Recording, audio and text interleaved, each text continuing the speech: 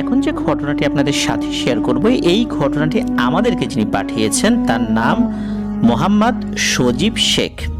ওনার বাড়ি রাজবাড়ী জেলার গোলন্দ উপজেলায়। চলুন ঘটনায় চলে যাই। ঘটনাটি ওনার বন্ধুর নানির কাছ থেকে শুনেছেন। বন্ধুর নানির বয়স বর্তমানে 85+ হবে। তো ঘটনাটি যখন ঘটে, বিশেষ করে সূত্রপাত হয়, তখন মোটামুটি মুক্তিযুদ্ধের পর হবে। নানির বয়স তখন 24+ আর কি। তো ওইখানে একটা পুকুর রয়েছে, ওই পুকুরের পাশে একটি মসজিদ ছিল। মসজিদটা পরিত্যক্ত, ওইখানে এখন আর তেমন কিছু নাই। তবে মসজিদ সংলগ্ন বিস্তীর্ণ জায়গার বিভিন্ন জায়গাতে মুক্তিযুদ্ধ চলাকালীন অসংখ্য মানুষকে নিষ্ঠুরভাবে হত্যা করে কোনো ধরনের জানাজা ছাড়াই পুঁতে রাখা হয়েছে। এমনও হয়েছে যে জ্যান্ত অবস্থাতেও নাকি পুঁতে রাখা হয়েছে। কখনো কখনো নাকি যদি স্বীকারোক্তি আদায় করতে ব্যর্থ হতো তারা, তখন গায়ে পেট্রোল ঢেলে আগুন ধরিয়ে জীবিত পুড়িয়ে মারত, তারপর সেই ডেড বডি মাটিতে পুঁতে রাখত। তো এরকম বেশ কিছু মানুষকে সেখানে হত্যা করা হয়েছে। তো আমরা এই ঘটনাগুলো এই কারণে বললাম, যাতে করে এই যে এই ঘটনার মূল অংশ, এটা কেন হয়েছে ওই জায়গাগুলোতে, তাহলে সেটার প্রেক্ষাপটটা বুঝতে পারবো। তো মুক্তিযুদ্ধের পর তখন তো আর ওই মসজিদটা পরিত্যক্ত ছিল না, তখন তো ঠিকঠাকই ছিল। তো এই যে নানি, ওনার বাবা, উনি ওই মসজিদে নামাজ পড়তেন এবং পুকুর পাড় দিয়ে আবার বাড়িতে ফেরত আসতেন। উনি এমনই একদিন মাগরিবের নামাজ আদায় করে বাড়িতে ফেরত আসেন। তখন তো মানুষজন এরকম ছিল না, মসজিদটাও একদম ছোট ছিল, হাতে গোনা কয়েকজন নামাজ পড়তে আসতো, রেজার মতো বাড়িতে চলে যেত, আবার এশার নামাজের সময় আসতো। তো উনিও নামাজ আদায় করে বাড়ির দিকে এগিয়ে যাচ্ছেন। তো উনি যখন ওই পুকুরের পাশ দিয়ে আসছিলেন, হঠাৎ করে তার পেছনে ধরাম করে একটা শব্দ হলো। উনি পেছন দিকে তাকিয়ে দেখেন আস্ত একটা গাছের কাঁচা ডাল, বেশ মোটা একটা ডাল পেছনে ভেঙে পড়েছে। ওনার হাতে একটা হারিকেন ছিল, বিশেষ করে উনি মাগরিবের নামাজ পড়তে আসার সময় একটা হারিকেন জ্বালিয়ে এসেছিলেন, আবার হারিকেনটা নিয়ে বাড়ির দিকে যাচ্ছিলেন। তো ওই আলোতে উনি সেটা দেখতে পেলেন। ওই সময় কিন্তু কোনো বাতাস হচ্ছিল না, কোনো বাতাস ছাড়াই এত মোটা একটা কাঁচা ডাল ভেঙে পড়লো। এটার আসলে কারণ কি হতে পারে? উনি তো রেগুলার এদিক দিয়ে আসা যাওয়া করেন, কই তেমন তো কোনো কিছু এর আগে হয়নি। উনি বিষয়টা আসলে স্বাভাবিকভাবেই মনে করেছেন, চিন্তা করেন এটা হতেই তো পারে। আবার বাড়ির দিকে যখন হাঁটা শুরু করবেন, হঠাৎ করে একটা মায়াবী কণ্ঠের কান্নার আওয়াজ ওনার কানে ভেসে আসে। তো এই আওয়াজটা পাওয়ার সাথে সাথে উনি আর আসলে দেরি করেন নাই, কি কোথায় কি হচ্ছে, আওয়াজ হচ্ছে, কে কান্নাকাটি করছে, এইটা না দেখে উনি এক দৌড়ে বাড়িতে চলে আসেন। বাড়িতে আসার পরে ওনার অনেক জ্বর শুরু হয়ে যায়। রাতের বেলায় ওনার রক্ত বমি হয়। সকালবেলা ওনাকে ডাক্তার দেখানো হয়, ডাক্তারি ওষুধ খাওয়ানো হয়, কিন্তু কিছুতেই জ্বর কমে না। অনেক খোঁজাখুঁজি করার পর একজন কবিরাজকে পাওয়া যায়। তো কবিরাজের কাছে যখন নিয়ে যাওয়া হয়, তখন কবিরাজ উনি ওনার সাথে থাকা জিনদের মাধ্যমে কিছু তথ্য সংগ্রহ করেন, এবং যেই তথ্য সংগ্রহ করেন সেটা বেশ অদ্ভুত। উনি নাকি মাগরিবের নামাজ আদায় করে যখন ওই দিকটা দিয়ে যাচ্ছিলেন, তখন একটি নবজাতক জিনের বাচ্চাকে উনি পায়ে পিষে হত্যা করেছেন। আর যে কান্নার আওয়াজটা পাওয়া গিয়েছিল সেটা নাকি ওই বাচ্চা জিনের মায়ের কান্নার আওয়াজ ছিল। মূলত ওই জিনটা সে বদলা নেবে। আর এই জায়গার আশেপাশে অসংখ্য মানুষকে তো আসলে নৃশংসভাবে হত্যা করা হয়েছিল, তাই এই জায়গার আশেপাশে অনেক দুষ্টু জিনেরও আনাগোনা রয়েছে। এই জিনটা দুষ্টু হলেও, বা এখানে থাকা জিনগুলো দুষ্টু হলেও, মানুষকে যে সবসময় বিরক্ত করে বিষয়টা এরকম না। যেহেতু এই জিনটার সন্তানকে হত্যা করা হয়েছে, এই কারণে এই জিনটা এতটাই ক্ষিপ্ত হয়েছে যে কোনোভাবেই এই নানির বাবাকে মেরে ফেলবে। এখন তাকে বাঁচানোর উপায় কি? সে তো হারিকেন নিয়ে মাগরিবের নামাজ পড়ে বাসার দিকে আসে, প্রতিদিনই তো এইভাবেই আসে। এখন অদৃশ্যভাবে কে কোথায় আছে এটা দেখে তো আসলে আমরা, বিশেষ করে মানুষের তো পথ চলতে পারবো না, এটা সম্ভব নয়। তাহলে এই যে বিপদটা চলে আসছে হঠাৎ করে ঘাড়ের উপরে, এখন এই বিপদ থেকে বাঁচার উপায় কি? তখন কবিরাজ কিছু রুকিয়া করে দেন এবং বলেন যে ইনশাল্লাহ এটা ঠিক হয়ে যাবে, তবে কোনোভাবেই মাগরিবের আজানের পর এই নানির বাবা যেন বাড়ির বাইরে বের না হন। মাগরিবের নামাজ এবং এশার নামাজ উনি বাড়িতেই পড়বেন, এমনকি ফজরের সময় যদি অন্ধকারাচ্ছন্ন থাকে তখনও যেন উনি বাসা থেকে না বের হন। আর ওই বাড়িতে 32 দিন টানা 32 দিন কোনো ধরনের মাছ মাংস রান্না করা যাবে না, ওনারা নিরামিষ খাবেন। তো এই পরামর্শ ওই কবিরাজ দিয়েছিলেন। এরপর নানি তার বাবাকে নিয়ে বাড়িতে চলে আসেন। তখন কিন্তু নানির বিয়ে হয়েছে, তো নানি তার নিজের বাবার বাড়িতেই থাকতেন, কারণ হচ্ছে নানির হাজব্যান্ড মানে নানা উনি একটি সরকারি চাকরি করতেন, এই কারণে উনি সবসময় বাড়িতে আসতে পারতেন না। সাধারণত দেখা যেত যে ছুটির দিনগুলোতে উনি আসতেন, বা অন্যান্য দিনেও মাঝে মাঝে উনি আসতেন। পরের দিন যদি অফিসে কাজ না থাকে বা কখনো কখনো উনি ছুটি নিতেন, অফিসে জরুরি কোনো কাজ না থাকলে পরের দিন ছুটি নিয়ে উনি বাড়িতে আসতেন। তো এরকমই একদিন উনি বাড়িতে ফিরছিলেন, যেহেতু ওনার স্ত্রী মানে নানি তার বাবার বাড়িতে ছিল। রাত আনুমানিক তখন 10টা কি 10:30 বাজে। উনি ওই পুকুরের পাশ দিয়ে আসছিলেন, কারণ পথ ওইটাই ছিল। উনি যখন আসছিলেন হঠাৎ করে এই নানির হাজবেন্ড মানে নানা শুনতে পান একটি ভয়ঙ্কর কণ্ঠ, একটি নারী কণ্ঠ, খুব কর্কশ কণ্ঠ, বলছে তোর বউয়ের বাবাকে কিন্তু কোনোভাবেই বাঁচাতে পারবি না। হঠাৎ করে এরকম একটা কথা শুনে নানা তো খুব ভয় পেয়েছেন, কি এটা কে বলে? উনি কিন্তু ওইরকম সাহসী মানুষ ছিলেন না, হঠাৎ করে এরকম কণ্ঠ শোনার সাথে সাথে তো ভয় তো পেয়েছেনই। উনি এক দৌড়ে বাড়িতে চলে আসেন, বাড়ি তো কাছাকাছি ছিল। তো এসে যখন নানিকে বলেছেন যে আমি তো এরকম একটা কথা শুনলাম, এখন কি হবে, তোমার বাবাকে নাকি বাঁচানো যাবে না। যখনই এই কথাটা বলেছে তখনও তো মানে নানির বাবা উনি তো মারা যান নাই, সুস্থ সুস্থ বলতে অসুস্থ থাকলেও মানে কথাবার্তা বলতে পারেন, চলাফেরা করতে পারেন। যখনই এই কথা শুনেছে সাথে সাথে নাকি তার আচরণ পরিবর্তন হয়ে গেছে, প্রচন্ড জোরে চিৎকার শুরু করছেন। এমন চিৎকার মানে কি বলবো, মানে আশেপাশের লোকজন দূর দূরান্তে, মানে গ্রামে তো তখন বেশ দূরে দূরে ঘর বাড়ি ছিল, ওই দূর দূরান্তের লোকজনও তার চিৎকার শুনে বুঝতে পেরেছিলেন যে এই যে নানির বাবা চিৎকার করছে। আর উনি শুধু চিৎকারই করছেন, কিন্তু কোনো কথা বলতে পারছেন না, ওনার কথা বলা বন্ধ হয়ে যায়। পরের দিন থেকে ওনার খাওয়া দাওয়া বন্ধ হয়ে যায়। এরপর ওই কবিরাজের কাছে নিয়ে যাওয়া হয়। তো কবিরাজ এবার যা বলেন তা শুনে পরিবারের সদস্য যারা ছিলেন তারা সবাই খুব হতাশ হয়ে যান। কবিরাজ বলেন যে উনি যেই রুকিয়া করেছিলেন, যেই ব্যবস্থা দিয়েছিলেন, এটা ওই জিনটা মানে যেই জিনের বাচ্চাকে হত্যা করা হয়েছে ওই জিনটা সেটা নষ্ট করে ফেলেছে, মানে কেটে ফেলেছে, যার কারণে আবার এই সমস্যাটা শুরু হয়েছে। আর এবার কোনোভাবেই এই নানির বাবাকে বাঁচানো সম্ভব নয়, এটা কবিরাজ বলে দেন।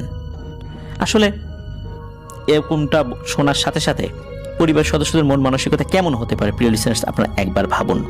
কবিরাজ বলে দেন যদি আরো ভালো কোনো লোককে পান তাকে দেখাতে পারেন, যদি তিনি এই সমস্যার সমাধান করতে পারেন। তো কবিরাজের বাড়ি থেকে ওনারা চলে আসেন হতাশ হয়ে, চিন্তা করেন দেখি আরো ভালো কোনো বড় হুজুর পাওয়া যায় কিনা। তো ওই রাত্রে সবাই যে যার মতো ঘুমিয়ে পড়েছেন। নানির হাজবেন্ডও কিন্তু তখন ছিলেন, উনি অফিসে আর যান নাই ওই দিন, কারণ তার শ্বশুরকে নিয়ে উনি ওই কবিরাজের কাছে গিয়েছিলেন, নানিও গিয়েছিলেন সাথে। তো ওই রাত্রে ঘটে যায় এক মর্মান্তিক ঘটনা। রাত 2টো কি 3টা বাজে হঠাৎ বিকট এক আওয়াজ শোনা যায়। আওয়াজটা ঘরের বাইরে থেকে এসেছিল। তো এই আওয়াজে তো সকলের ঘুম ভেঙে যায়, ধর্মর করে উঠে বসেন যে কি হয়েছে কি হয়েছে। দ্রুত নানি তার বাবার রুমে যান। বাবার রুমে যাওয়ার সাথে সাথে যেটা দেখেন সেটা দেখার জন্য ওনারা মোটেও প্রস্তুত ছিলেন না।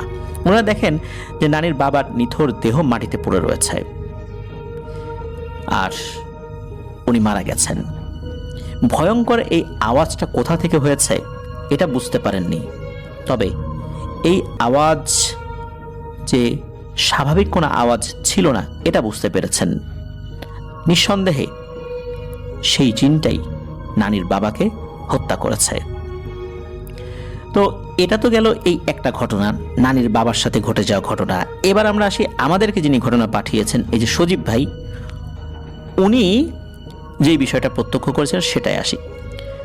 তো সাল 2024, ওনারা 4 বন্ধু, সজীব, রাজ, শাওন এবং রিফাত, এই 4 জন রাত 9টা বাজে এরকম একটা সময় ওই পুকুরের পাশ দিয়ে বাড়িতে ফেরত আসছিলেন। তো ওনারা দেখতে পান যে পুকুরের মাঝখানে মনে হচ্ছে কেউ একজন সাঁতার কাটছে। ওনারা ওইদিকে তাকিয়েছেন, অন্ধকারে বলতে তখন চাঁদের আলো যতটুকু পুকুরের পানিতে পড়েছিল মোটামুটি বোঝা যাচ্ছিল। তখন মনে হচ্ছে কোন একটা মেয়ে সাঁতার কাটছে, আর ওনাদেরকে দেখার সাথে সাথে বলছে, এই আমাকে বাঁচাও, আমাকে বাঁচাও। ওনার 4 বন্ধুই কিন্তু সেটা শুনতে পেয়েছেন। ওনারা বলছেন যে আচ্ছা, এই মেয়েটা এতক্ষণ কোনো কথা বললো না, ও যদি সত্যি পুকুরের পানির মধ্যে পড়ে গিয়ে থাকে তাহলে তো শুরু থেকে চিৎকার করতো, হঠাৎ করে কেন চিৎকার করছে?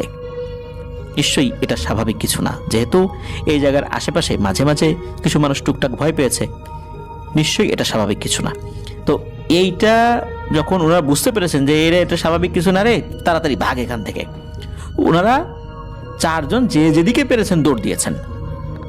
তো একটা পর্যায়ে 3 জন এসে এক জায়গায় মিলিত হয়েছেন, কিন্তু একজনকে খুঁজে পাওয়া যাচ্ছে না, যার নাম হচ্ছে শাওন, তাকে পাওয়া যাচ্ছে না। তো অনেক খোঁজাখুঁজি করেছেন, তাকে পাওয়া যাচ্ছে না। আবার খুঁজতে খুঁজতে ওই পুকুরের দিকে সাহস করে আসেন 3 জন একসাথে।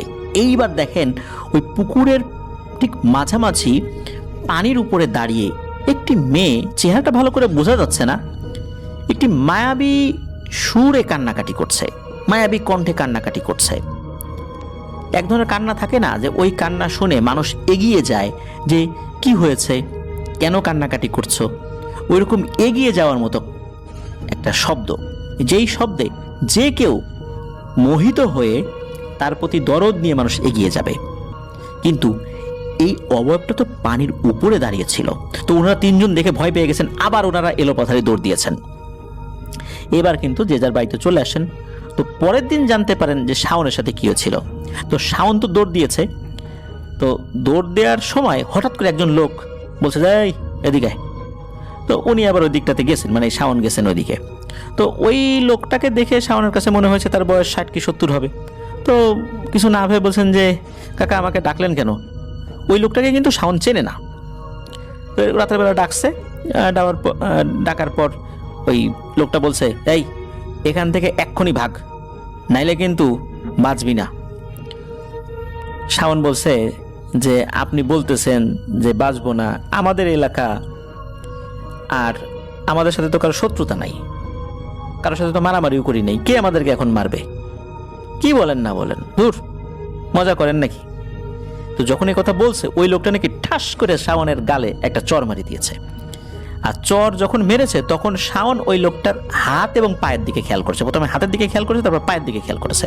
দেখে যে তার হাতটা হাঁসের পায়ের মতো, মানে হাঁসের যে পা, হাঁসের পাটা কেমন হয় আপনারা দেখেছেন, যেহেতু হাঁস পানিতে সাঁতার কাটে। হাঁসের পা আর মুরগির পা কিন্তু একরকম না।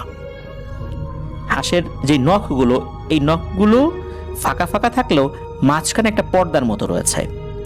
তার হাতের আঙ্গুল 5টা রয়েছে, কিন্তু মনে হচ্ছে প্রত্যেকটা আঙ্গুলের সাথে পর্দা দ্বারা সংযুক্ত রয়েছে আঙ্গুলগুলো। তখন পায়ের দিকে তাকায় দেখে পাটাও একই রকম, তবে পায়ের নখগুলো বেশ বড়। তখন যখন ওই লোকটার চেহারার দিকে তাকিয়েছে তখন দেখা যাচ্ছে ওই লোকটার মুখ দিয়ে রক্ত পড়ছে। এরপর উনি দিয়েছেন দৌড়। তো যেখানে রেল লাইন রয়েছে, গোয়ালন্দ যে রেল লাইন রয়েছে, ওই রেল লাইন পর্যন্ত চলে আসেন। এরপর ওনার কিছু মনে নাই, এরপর ওনার সেন্স আর ছিল না। লোকজন ওই দিক দিয়ে হাঁটার সময় তাকে ওই রাতের বেলায় পায়, এরপর তাকে বাড়িতে নিয়ে আসে। পরের দিন শাওনের কাছ থেকে এই তথ্যগুলো জানতে পারে। মূলত ওই যে পুকুর, ওই পুকুরের পাশে কিছু কিছু ঘটনা ঘটে। সবসময় যে ঘটে বিষয়টা এরকম না, তবে এই যে নানির বাবার সাথে যেটা ঘটেছিল এটা আসলে মর্মান্তিক। কারণ একটা মানুষ হেঁটে আসবে, তখন এই ধরনের একটা মুসিবত যদি কারো উপর চলে আসে তাহলে তো আসলেই সমস্যা। তো এরকমই একটা ব্যাপার কিন্তু আমরা এর আগেও বলেছিলাম, এটা শুধু আমি বলেছি বিষয়টা এরকম না, অনেক আলেমরাও কিন্তু এই বিষয়ে বলেছিলেন যে সৌদি আরবের, যদি আমরা বলি যে পুরো মুসলিম বিশ্বের একজন বিশাল ব্যক্তিত্ব, একজন ভালো আলেম ইবনে বাজ রহমতুল্লাহ আলাই, তো উনি একটা রুগী দেখতে গিয়েছিলেন, যেই রুগীটা জিন দ্বারা আক্রান্ত ছিল। উনি দেখলেন যে ওই রুগীর মধ্যে জিন বসবাস করছে, মানে আছে, তখনও আছে। তখন ইবনে বাজ রহমতুল্লাহ আলাই যখন প্রশ্ন করলেন যে তুমি এই লোকটাকে কেন কষ্ট দিচ্ছ, তখন ওই জিন ভেতর থেকে উত্তর দেয় এই লোকটা নাকি তার সন্তানকে হত্যা করেছে। কিভাবে হত্যা করেছে? সে নাকি বেসিনে গরম পানি ঢেলে দিয়েছে। তখন ইবনে বাজ রহমতুল্লাহ আলাইহি বলেন যে বেসিনে গরম পানি ঢেলে দিয়েছে, তাতে তোমার সন্তান মারা গেল কিভাবে, আর তোমরা কেন ওইখানে থাকবা? তো বেসিনে তো মানুষ ঠান্ডা পানি গরম পানি ঢালবেই। তখন ওই জিন বলেছিল যে এটা আমাদের থাকার জায়গা, ওই লোকটা যদি বিসমিল্লাহ বলে ঢালতো তাহলে কিন্তু আমরা ওখানে থাকতে পারতাম না, বা আমরা ওখান থেকে চলে যেতাম। সে কিন্তু এই কাজটা করেনি, এই জন্যই তাকে আক্রমণ করেছে।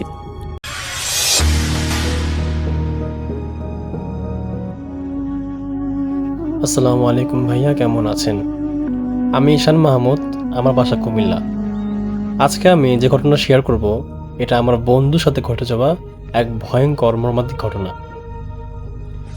ঢাকার ব্যস্ত শহর যখন ঘুমিয়ে পড়ে, তখন কমলাপুর রেলওয়ে স্টেশন একদম অন্যরকম হয়ে যায়। দিনে যেখানে হাজারো মানুষের ভিড়, কিন্তু রাত হলেই সেখানে শুধু নীরবতা আর দূরের ট্রেনের শব্দ শোনা যায়। প্রায় 15 থেকে 20 বছর পর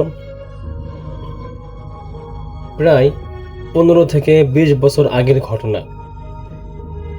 স্টেশনে নাইট ডিউটি করত এক যুবক, তার নাম ছিল রাশেদ। সে ছিল খুব সৎ এবং সাহসী। প্রতিদিনের মতো সেদিনও তার ডিউটি ছিল।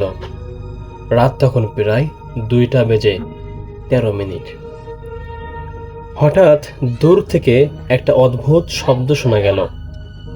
ট্রেন আসছে। রাশেদ তাকিয়ে দেখে লাইন নম্বর 7-এ একটা ট্রেন ঢুকছে। কিন্তু সমস্যা হলো, এই ট্রেনের কোনো শিডিউল নেই, কোনো ঘোষণা নেই, এমনকি কোনো আলোও নেই। ট্রেনটা ধীরে ধীরে স্টেশনে থামলো। দরজা নিজে থেকেই খুলে গেল এবং ঠান্ডা একটা হাওয়া ভেতর থেকে বের হয়ে এলো। রাশেদ একটু ভয় পেলেও সে কৌতূহল নিয়ে ভিতরে ঢুকে পড়ল। ভিতরে ঢুকতেই সে থমকে গেল। পুরো ট্রেন একদম ফাঁকা মনে হলেও প্রতিটি সিটে কেউ না কেউ বসে আছে, কিন্তু তারা মাথা নিচু করে আছে, তাদের মুখ একদমই দেখা যাচ্ছে না। রাশেদ বলল, টিকিট চেকিং, কিন্তু কেউ কোনো উত্তর দিল না। হঠাৎ একজন যাত্রী ধীরে ধীরে মাথা উপরে তুলল। তার মুখ দেখে রাশেদের শরীর হিম ঠান্ডা হয়ে গেল, কারণ সে যাত্রীর চোখ নেই, শুধু কালো শূন্যতা ভাসছে। সে ফিসফিস করে বলল, তুমি এখানে আসার কথা ছিল না, কিন্তু তুমি এখানে কেন আসলে? এরপর হঠাৎ করে পুরো ট্রেন কেঁপে উঠল। সব যাত্রী একসাথে মাথা তুলল। সবাই একই রকম মুখ, সবার ওই মুখ একদম ফ্যাকাশে এবং ভয়ঙ্কর ছিল। ট্রেন চলতে শুরু করলো, কিন্তু বাইরে কিছুই দেখা যাচ্ছিল না, শুধুই অন্ধকার আর অন্ধকার। হঠাৎ একটা শব্দ শোনা গেল। এই ট্রেনের গন্তব্য যেখান থেকে কেউ ফিরে আসে না। রাশেদ দরজার দিকে দৌড়াতে চাইল, কিন্তু দরজা একদম বন্ধ ছিল তখন। আর পিছনে ঘুরে সে যা দেখল, তা দেখার জন্য সে মোটেও প্রস্তুত ছিল না। সে দেখল তার পিছনে সে নিজেই দাঁড়িয়ে আছে, কিন্তু তার চোখে মুখে কোনো প্রাণ নেই। তার অন্য রূপ ধীরে বলল, এখন তোমার যাত্রা শুরু রাশেদ। এরপর পরদিন সকালে স্টেশন খুঁজে পায় রাশেদের দেহ একেবারে নিথর হয়ে পড়ে আছে। তার হাতে একটা টিকিট ছিল, যেখানে লেখা ছিল শেষ যাত্রা একমুখী। তাই আজও বলা হয়, রাত 2টার পর ওই লাইনে যদি মনোযোগ দিয়ে শোনো, তাহলে এখনো শোনা যায় ট্রেন আসার সেই ভয়ঙ্কর শব্দ। রাশেদের মৃত্যুর পর স্টেশনের সবাই ভয়ে কাঁপতে শুরু করলো। নাইট ডিউটিও বন্ধ হয়ে গেল অনেকদিন আগে থেকেই। কিন্তু সমস্যা হলো, এই ঘটনা এখানেই শেষ হয়নি। কিছুদিন পর আবারও সেই রাত তখন 2:17 কমলাপুর রেলওয়ে স্টেশনের 7 নম্বর লাইনে আবারও সেই শব্দ শোনা গেল, ট্রেন আসছে, ট্রেন আসছে। এবার আর কেউ সাহস করে কাছে গেল না, কিন্তু সিসিটিভি ক্যামেরায় সব কিছু যেন রেকর্ড হয়ে রইল। দেখা গেল যে অন্ধকার থেকে ধীরে ধীরে একটা ট্রেন ভেসে আসছে।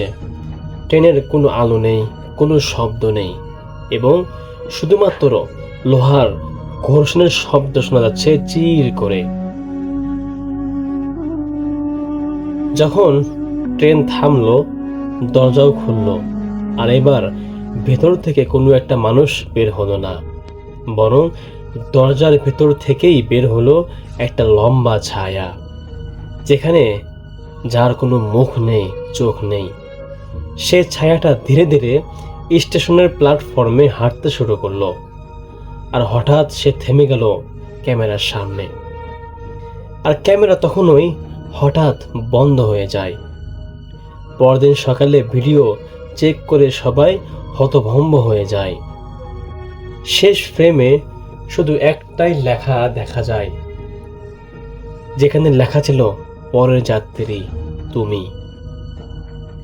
এরপর থেকে স্টেশনের পুরনো কর্মচারীরা বলে যে কেউ রাত 2টার পর প্ল্যাটফর্মে দাঁড়ালে সে নাকি নিজের নাম শুনতে পায়। ট্রেনের ভেতর থেকে ডাক আসে, এবার ওঠো, এবার ওঠো।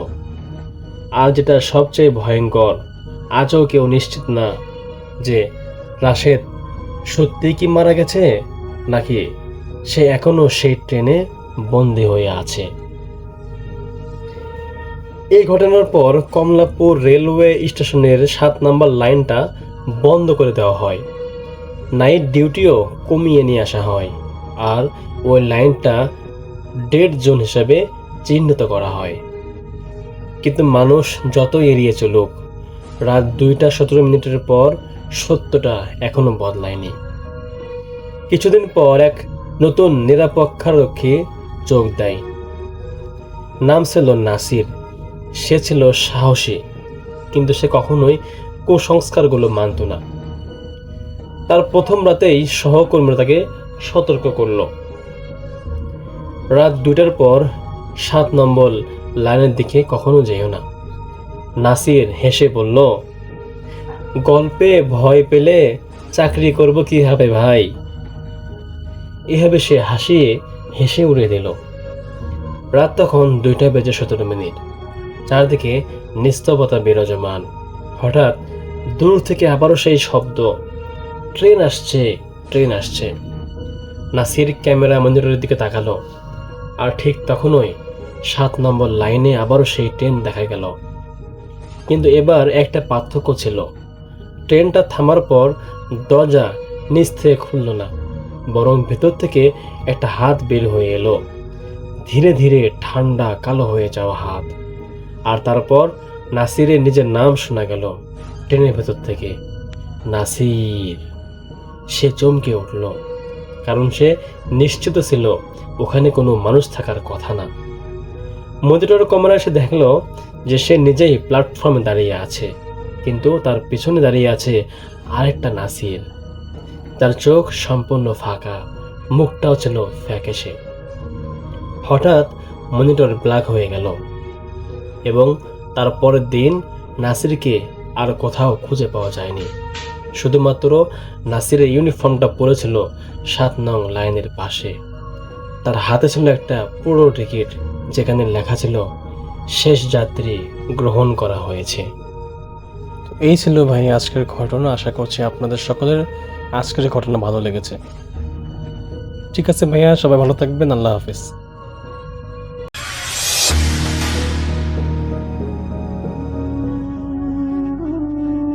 আসলে আমার জীবনে এমন কিছু এভাবে ঘটে যাবে বা ঘটতে পারে আমি সেটা কখনো ভাবি না বা ভাবতে পারি না। খুব রিসেন্টলি ঘটে গেছে।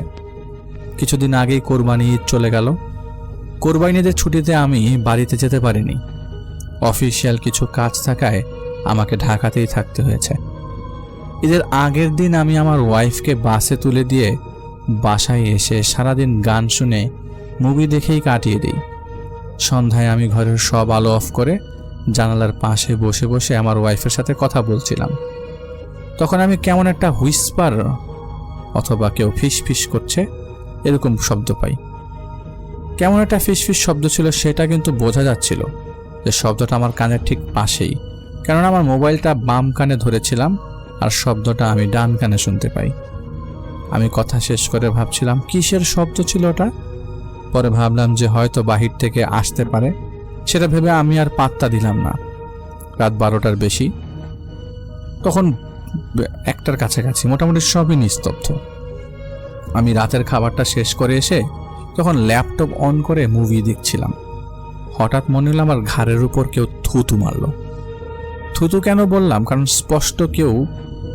আমি স্পষ্ট শুনেছি কেউ থুতু ফেলার সময় যে শব্দটা করে সেই শব্দটা বলে আমার ঘাড়ে এসে পানি জাতীয় কিছু একটা পড়লো। ওই শব্দটা শোনার সাথে সাথে আমি তখন হাত দিয়ে দেখলাম রক্ত আর ফেনাযুক্ত থুতু। আমি একটু ভয় পাই, কারণ আমার বাসা 5 তলায়। বাসার চারপাশে একদম ফাঁকা, যে বাড়িগুলো আছে সেগুলো 2 তলা আর 1 তলা টাইপ। আমার বাসাটাই 7 তলা ভবন, আর পেছন সাইডে আবার বহুতল ভবন আছে। আমার সাইডে ছিল না। আমি তবুও চারপাশে তাকালাম দেখার জন্য যে কেউ উপর থেকে থুতু ফেললো কিনা, কিন্তু এত রাতে কেউ থুতু ফেলবে এটা তো মনে হয় না। আমি বেশ অস্বস্তিতে পড়ে গেলাম। যাই হোক, উঠে গিয়ে হাত ধুয়ে এসে ল্যাপটপটা বন্ধ করে দিলাম। ভাবলাম যে শুয়ে পড়ব। তো শুয়ে পড়ার আগে গেলাম বারান্দার দরজা আটকাতে। তো যখন দরজাটা আমি ভিড়িয়ে দিয়েছি, এই ছিটকিনিটা লাগাবো, তখন কেন জানি আমার হাতটা কেঁপে উঠল। মনে হলো কেউ আমার পেছনে দাঁড়িয়ে আছে। আমি সাথে সাথে পেছন ঘুরে তাকালাম। জাস্ট মনে হলো একটা ধোঁয়া পাশ কাটিয়ে চলে গেল। আমি কোনো মতে দরজা লাগিয়ে রুমটার পাশের রুমটায় যাই। পানির বোতল নিয়ে এসে রুমের লাইট জ্বালিয়ে বিছানায় শুয়ে পড়লাম। মনে মনে ভাবলাম হয়তো একা ফ্ল্যাটে আছি, তাই হয়তো ভয় লাগছে। আমি দোয়া পড়ছিলাম আর ঘুমানোর চেষ্টা করছিলাম, কিন্তু আমি ঘুমাতে পারছিলাম না। আমি যতবার চোখ বন্ধ করছিলাম ততবারই মনে হচ্ছিল কেউ আমার মুখের উপর এসে তাকিয়ে আছে। আমি চোখটা খুললেই তাকে দেখব। আমি এবার এই পাশ ওপাশ করতে করতে কোনো একটা সময় ঘুমিয়ে পড়ি। হঠাৎ আমার গরম লাগা শুরু করে। আমি ক্যাঁচ ক্যাঁচ একটা শব্দ পাই। ঘুম থেকে উঠে চোখ মেলতেই আমার নজর পড়ে সিলিং ফ্যানের দিকে। আমি দেখি সাদা কাপড় পরিহিত একটা মানুষ আমার ফ্যানের সাথে ঝুলে আছে। এমন না যে সেটা ফাঁসি দিয়ে ঝুলে আছে, জাস্ট ফ্যানটা ধরে ওটার সাথে ঝুলে আছে, আর সেজন্যই ফ্যানের শব্দ হচ্ছে। ঘরের লাইটটাও বন্ধ ছিল, কিন্তু আমার স্পষ্ট মনে আছে যে আমি যে লাইট জ্বালিয়ে ঘুমিয়েছিলাম। অনেকের মনে হতে পারে তাহলে আমি ওই জিনিসটাকে দেখতে পেলাম কিভাবে। যেহেতু জানালায় পর্দা সরানো ছিল, তাই বাইরে থেকে বেশ খানিকটা আলো আসছিল ঘরের ভেতর, আর সেই মৃদু আলোতেই আমি ওই জিনিসটাকে দেখতে পাই। আমি ভয়ে বিছানার এক কোণে গুটি মেরে বসে পড়লাম আর তাকিয়ে রইলাম ফ্যানের দিকে। অবয়বটা ফ্যানে ঝুলেই আছে। আমি অবয়বটার মুখ দেখিনি, শুধু তাকিয়ে আছি ভয়ার্ত মুখে। আমি জানি হয়তো খারাপ কিছু সামনে পড়লে আল্লাহর রহমত নেমে আসে, সাহায্য নেমে আসে। আমার উপরেও আসলো। আজান দেওয়ার জন্য মুয়াজ্জিন জাস্ট মাইক চেকিংয়ের জন্য মাইকে ফু দিয়েছে, তখনই ফ্যানের সাথে ঝুলে থাকা অবয়বটা এক পলকে বাতাসে মিলিয়ে যায়। আমি বেশ কিছু সময় নড়ারও সাহস পাইনি। ভোরের আলো ফুটে সূর্যের আলো যখন ঘরে প্রবেশ করলো, আমি তখন সাহস সঞ্চার করে উঠে গিয়ে বারান্দার দরজা খুলে গিয়ে বারান্দায় দাঁড়িয়ে থাকি। পুরোপুরি সকাল হয়ে গেলে তখন দরজা জানালা সবগুলো খোলা রেখে ঘুমিয়ে পড়ি। দুপুরে ঘুম থেকে ওঠার পর আমার বেশ খারাপ লাগছিল। আমার ওয়াইফ কল করলে আমি তাকে বলতে চেয়েও বলতে পারিনি, কারণ সে অসুস্থ, তাছাড়া চিন্তা করবে। আর যেহেতু ঈদের দিন সারাদিন সবার সাথে কথাবার্তা বলেই কাটিয়েছি, কিন্তু মনে মনে রাতের ব্যাপারটা দাগ কাটছিল। যাই হোক, দিন গড়িয়ে রাত এলো, আর আমার মনের মধ্যে রাতের ব্যাপারটা বারবার উকি দিতে থাকলো।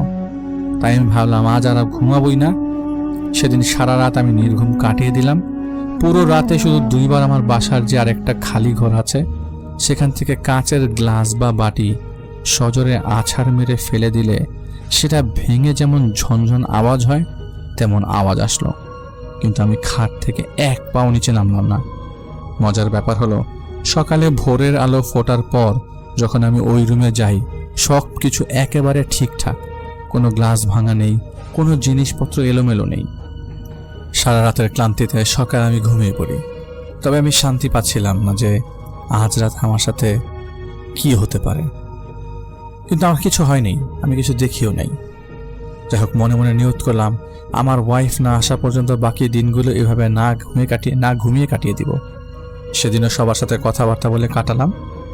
রাত আসলো, আমি খাওয়া দাওয়া শেষ করে কিছু স্ন্যাক্স নিয়ে বসে বসে ল্যাপটপে নাটক দেখছিলাম। সময় হয়তো তখন রাত 2:30 বা তার কিছু সময়। আমার চোখ লেগে গিয়েছিল। সম্ভবত আমি কান্নার শব্দ পেয়ে চোখ খুললাম। হন্তদন্ত হয়ে উঠে বসলাম খাটের ওপর। আমার ঘরের লাইট সেদিনও বন্ধ, আমার ল্যাপটপটাও বন্ধ। অথচ আমার মনে আছে আমি ইউটিউবে নাটক চালিয়ে রেখেছিলাম। আর আমি দেখলাম আমার খাটের সামনের ফ্লোরে একটা কাফনের কাপড়ে মোড়ানো একটা লাশ, যেটা সম্পূর্ণভাবেই মোড়ানো কাফনের মাথার কাছেই। পেটের মাঝখানে আর পায়ের অংশে গিট দেওয়া ছিল। সে লাশটাই সামনে রেখে দেয়ালের সাথে হেলান দিয়ে 2 অবয়ব বসে আছে। তারা দেখতে অনেকটা মহিলাদের মতো, কেননা তারা কালো কোনো বোরখা বা কিছু পরেছিল। আমি দৃশ্যটা দেখার পর ছিটকে গিয়ে জানালার সাথে বাড়ি খাই।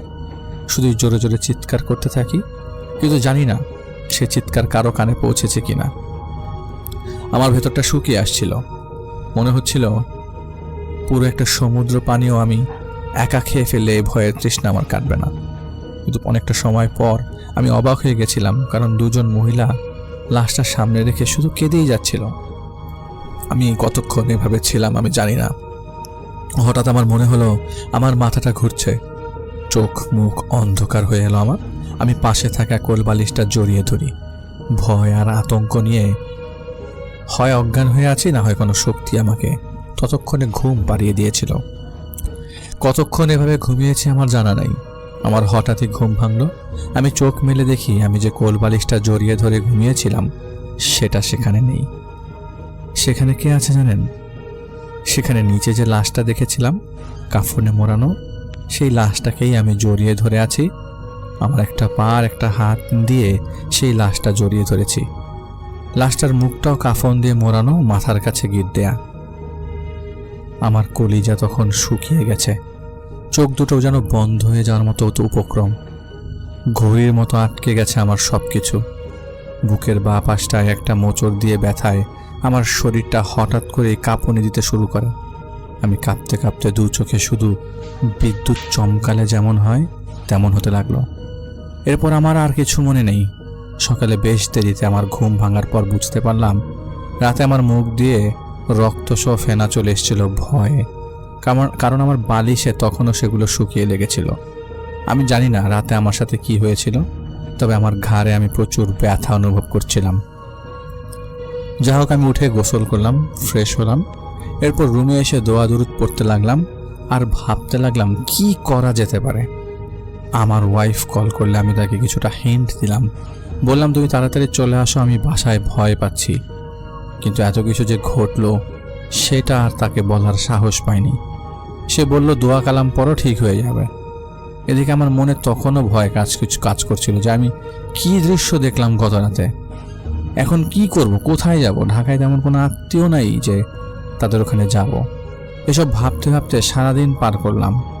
কেন যেন মনে হলো রাতটা একটু তাড়াতাড়ি চলে এসছে আজ। ল্যাপটপে জোরে গান চালিয়ে দিয়ে 1 কাপ কফি বানানোর জন্য রান্নাঘরে গেলাম। চুলায় পানি বসিয়ে দিলাম। এরপর মগে কফি তৈরির উপকরণগুলো দিয়ে পানি গরম হওয়ার অপেক্ষায় দাঁড়িয়ে আছি। পুরো ফ্ল্যাটের সবগুলো লাইট তখন জ্বালানো। আমি হঠাৎ শুনতে পেলাম কেউ দাঁতে দাঁত চেপে ড্রয়িং রুম থেকে কিছু অদ্ভুত শব্দে কিছু একটা বলল, যে ভাষাটা এর আগে আমি শুনিনি, তবে অনেক তামিল ছবিতে শোনা ভাষার মতো মনে হলো। শব্দগুলো বলতে বলতেই সে কাচের কিছু একটা সজোরে আছাড় দিল। আমি দৌড়ে ড্রয়িং রুমে গিয়ে দেখলাম ঘরের লাইটটা বন্ধ, যেটা একটু আগেও আমি জ্বলতে দেখেছি। ড্রয়িং রুমের জানালার কাছে রাখা চেয়ারে কেউ একজন বা একটা মানুষ আকৃতির শেপ বসে আছে। এবার আমি আর ভয় পেলাম না। হয়তো অতিরিক্ত ভয় পাওয়াতে আমার আর ভয় কাজ করছিল না। আমি রাগে ক্ষোভে বললাম, কে তুমি? কেন এরকম করে বিরক্ত করছো? কি করেছি তোমার? বলতে বলতে আমার চোখ দিয়ে টপ টপ করে পানি পড়তে লাগলো। সে অবয়বটা কিছু বলল না, কোনো উত্তর দিল না। জানালার থাই গ্লাসটায় সজোরে একটা আঘাত করে জানালা দিয়ে নিচে লাফিয়ে পড়ল। আমি দু হাতে মুখ চেপে বসে পড়লাম, কাঁদতে লাগলাম, কান্নায় ভেঙে পড়লাম। আমি কিছুক্ষণ পর উঠে রুমের আলোটা জ্বালিয়ে দিয়ে রান্নাঘর থেকে কফি বানিয়ে শোবার ঘরে চলে এলাম। টিভি ছেড়ে দিলাম, ল্যাপটপেও জোরে গান চলছিল বেশ রাত পর্যন্ত। আমি শেষ হয়ে যাওয়া কফির মগটা হাতে নিয়ে কি জানি মনে করে জানালা দিয়ে সামনের একটা বিল্ডিংয়ের দিকে তাকাই। হঠাৎ আমার চোখ আটকে গেল। সেই বাসার তৃতীয় তলায় এক জানালার থাই গ্লাসে, সেই গ্লাসের উপর এক অদ্ভুত আকৃতির কিছু দেখলাম। আমি দেখলাম একটা জিন্সের শার্ট পরা একটা ছেলে, যার বডিটা মানব আকৃতির হলেও তার মাথার জায়গায় মানুষের বদলে একটা ঘোড়ার মাথা ছিল। সেই ঘোড়ার মাথার চোখ দুটো শুধু নড়ছিল আর পুরো বডিটা স্থির ছিল। আমি এক দৃষ্টিতে সেটার দিকে তাকিয়েছিলাম। হঠাৎ আমার চোখের পলক পড়তেই সেটা মিলিয়ে গেল, আর দেখতে পেলাম না। আমি দৌড়ে বারান্দায় চলে গেলাম দেখার জন্য যে আমি যা দেখেছি তা কি সত্যি ছিল কিনা, আশপাশের কোনো কিছুর রিফ্লেকশন পড়ছিল কিনা। সেই জানালায় চেক করলাম, আমি এমন কিছুই পেলাম না। সেটার ছায়া পড়বে ওই জানালায়, আমি পাইনি। আমি এবার আর কিছু না ভেবে জেদ করলাম যে যাই হোক আমি ঘুমিয়ে পড়বো, কারণ আমি আর নিতে পারছি না। আমার মাইগ্রেনের সমস্যা আছে, প্রচুর মাথা ব্যথা শুরু হয়ে গেল। আমি শুয়ে পড়লাম। তবে আজকে মশারি টানিয়েছিলাম, শুনেছি মশারির ভেতর নাকি খারাপ কিছু প্রবেশ করতে পারে না।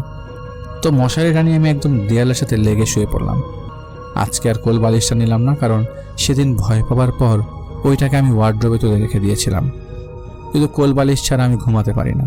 আমি এক প্রকার জোর করেই চোখ বন্ধ করে পড়ে থাকলাম। হয়তো মিনিট খানেক আমি চোখ বন্ধ করে আছি। আমি অনুভব করলাম আমার মাথার কাছে কেউ এসে বসলো, কারণ আমার বিছানায় কেউ বসলে, উঠলে বা নাড়াচাড়া করলে একটু শব্দ হয়। আমার বুক তখন কাঁপছিল, কিন্তু আমি শক্ত হয়ে চোখ বন্ধ করে থাকলাম। ধীরে ধীরে মনে হলো অবয়বটা আমার মুখের উপর তার মুখ দিয়ে তাকিয়ে আছে। এবার আর আমি চোখ বন্ধ করে রাখতে পারলাম না। হুট করে চোখটা খুলে ফেললাম, আর মনে হলো মশারির উপর থেকে কিছু একটা সেকেন্ডের মধ্যে সরে গেল। আমি উঠে বসলাম। ভয় পেলেও আমি সাহস নিয়ে বললাম, কে আমার ঘরে? কে? ঠিক তখনই আমার ফ্ল্যাটের মেইন দরজায় ধাপ ধাপ করে কেউ বাড়ি দিচ্ছে। আমি উঠে গেলাম দরজার সামনে, গিয়ে দাঁড়াতেই শব্দ থেমে গেল। আমি দরজায় থাকা ছোট্ট গ্লাসে চোখ রেখে দেখতে চেষ্টা করলাম বাইরে কেউ আছে কিনা, কিন্তু উকি দিয়ে দেখলাম বাইরে পুরো অন্ধকার। কিন্তু বাইরে তো সারা রাত লাইট জ্বালানো থাকে। আমি ভেবেছিলাম হয়তো ঈদের সিজন, শহর ফাঁকা, চোর ডাকাত আসতে পারে। কিন্তু আমার সেই ভাবনাকে উড়িয়ে দিয়ে বাইরে থেকে কতগুলো শিয়ালের কর্কশ ডাক ভেসে এলো। আমি বুঝলাম এটা কোনো মানুষের শব্দ না, অথবা একসাথে এভাবে শব্দ করা কোনো মানুষ দ্বারা সম্ভব না। আমি দৌড়ে ঘরে চলে গেলাম, কিন্তু এর মধ্যে আমার খুব প্রস্রাবের বেগ আসলো। আমি থাকতে না পেরে ভয়ে ভয়ে ওয়াশরুমে গেলাম ফ্রেশ হয়ে উঠে দাঁড়ালাম। চোখ পড়ল ভেন্টিলেটরের দিকে। দেখলাম রক্তাক্ত হিংস্র চাহনি দিয়ে দুটো চোখ তাকিয়ে আছে আমার দিকে। আমি কোনো মতে ওয়াশরুমের দরজাটা খুলে এক দৌড়ে চলে এলাম শোবার ঘরে। মশারির ভেতর ঢুকে পড়লাম। ভয়ে আমি আর চোখ বন্ধ করতে পারিনি সারা রাত। সকাল হলে আমি একজনকে কল দিয়ে বাসায় একটা বিড়াল নিয়ে আসি, কারণ আমি বেশ কয়েক জায়গায় শুনেছি বিড়ালকে আল্লাহ তাআলা অদৃশ্য শক্তির সাথে মোকাবেলা করার শক্তি দিয়েছেন। অদ্ভুত ব্যাপার হলো, বিড়ালটা আনার পর সে প্রথমেই আমার কাঁধে উঠে আমার ঘাড়ের যে স্থানে ব্যথা সে চেটে দিচ্ছে। আমি এমনিতেই বিড়াল পছন্দ করি, তবুও বিড়ালটা নতুন একটা বাসায় এসে এভাবে আচরণ করছে, ব্যাপারটা একটা কেমন জানি লাগে আমার। বিড়ালটা আমার ঘাড় চেটে দেয়, আমি সেখানে আর সেই ব্যথাটা অনুভব করি না। দুপুরে আমি আর বিড়ালটা খেয়ে একটা ঘুম দিই, বেশ ঘুম হয় আমার। হঠাৎ বিড়ালের চিৎকার, আমি লাফিয়ে উঠি। দেখি মাগরিবের আজানের সময় হয়ে গেছে, কয়েক মিনিট বাকি আজান দিতে। সেই টাইমটাতে বিড়ালটা ড্রয়িং রুমে গিয়ে সেখানে থাকা চেয়ারের দিকে তাকিয়ে অনেক জোরে চেঁচাচ্ছে। আমি বিড়ালটাকে কোলে নিয়ে শান্ত করার চেষ্টা করি, কিন্তু আজান না হওয়া পর্যন্ত সে রাগে গড়গড় করে আর চেঁচায়।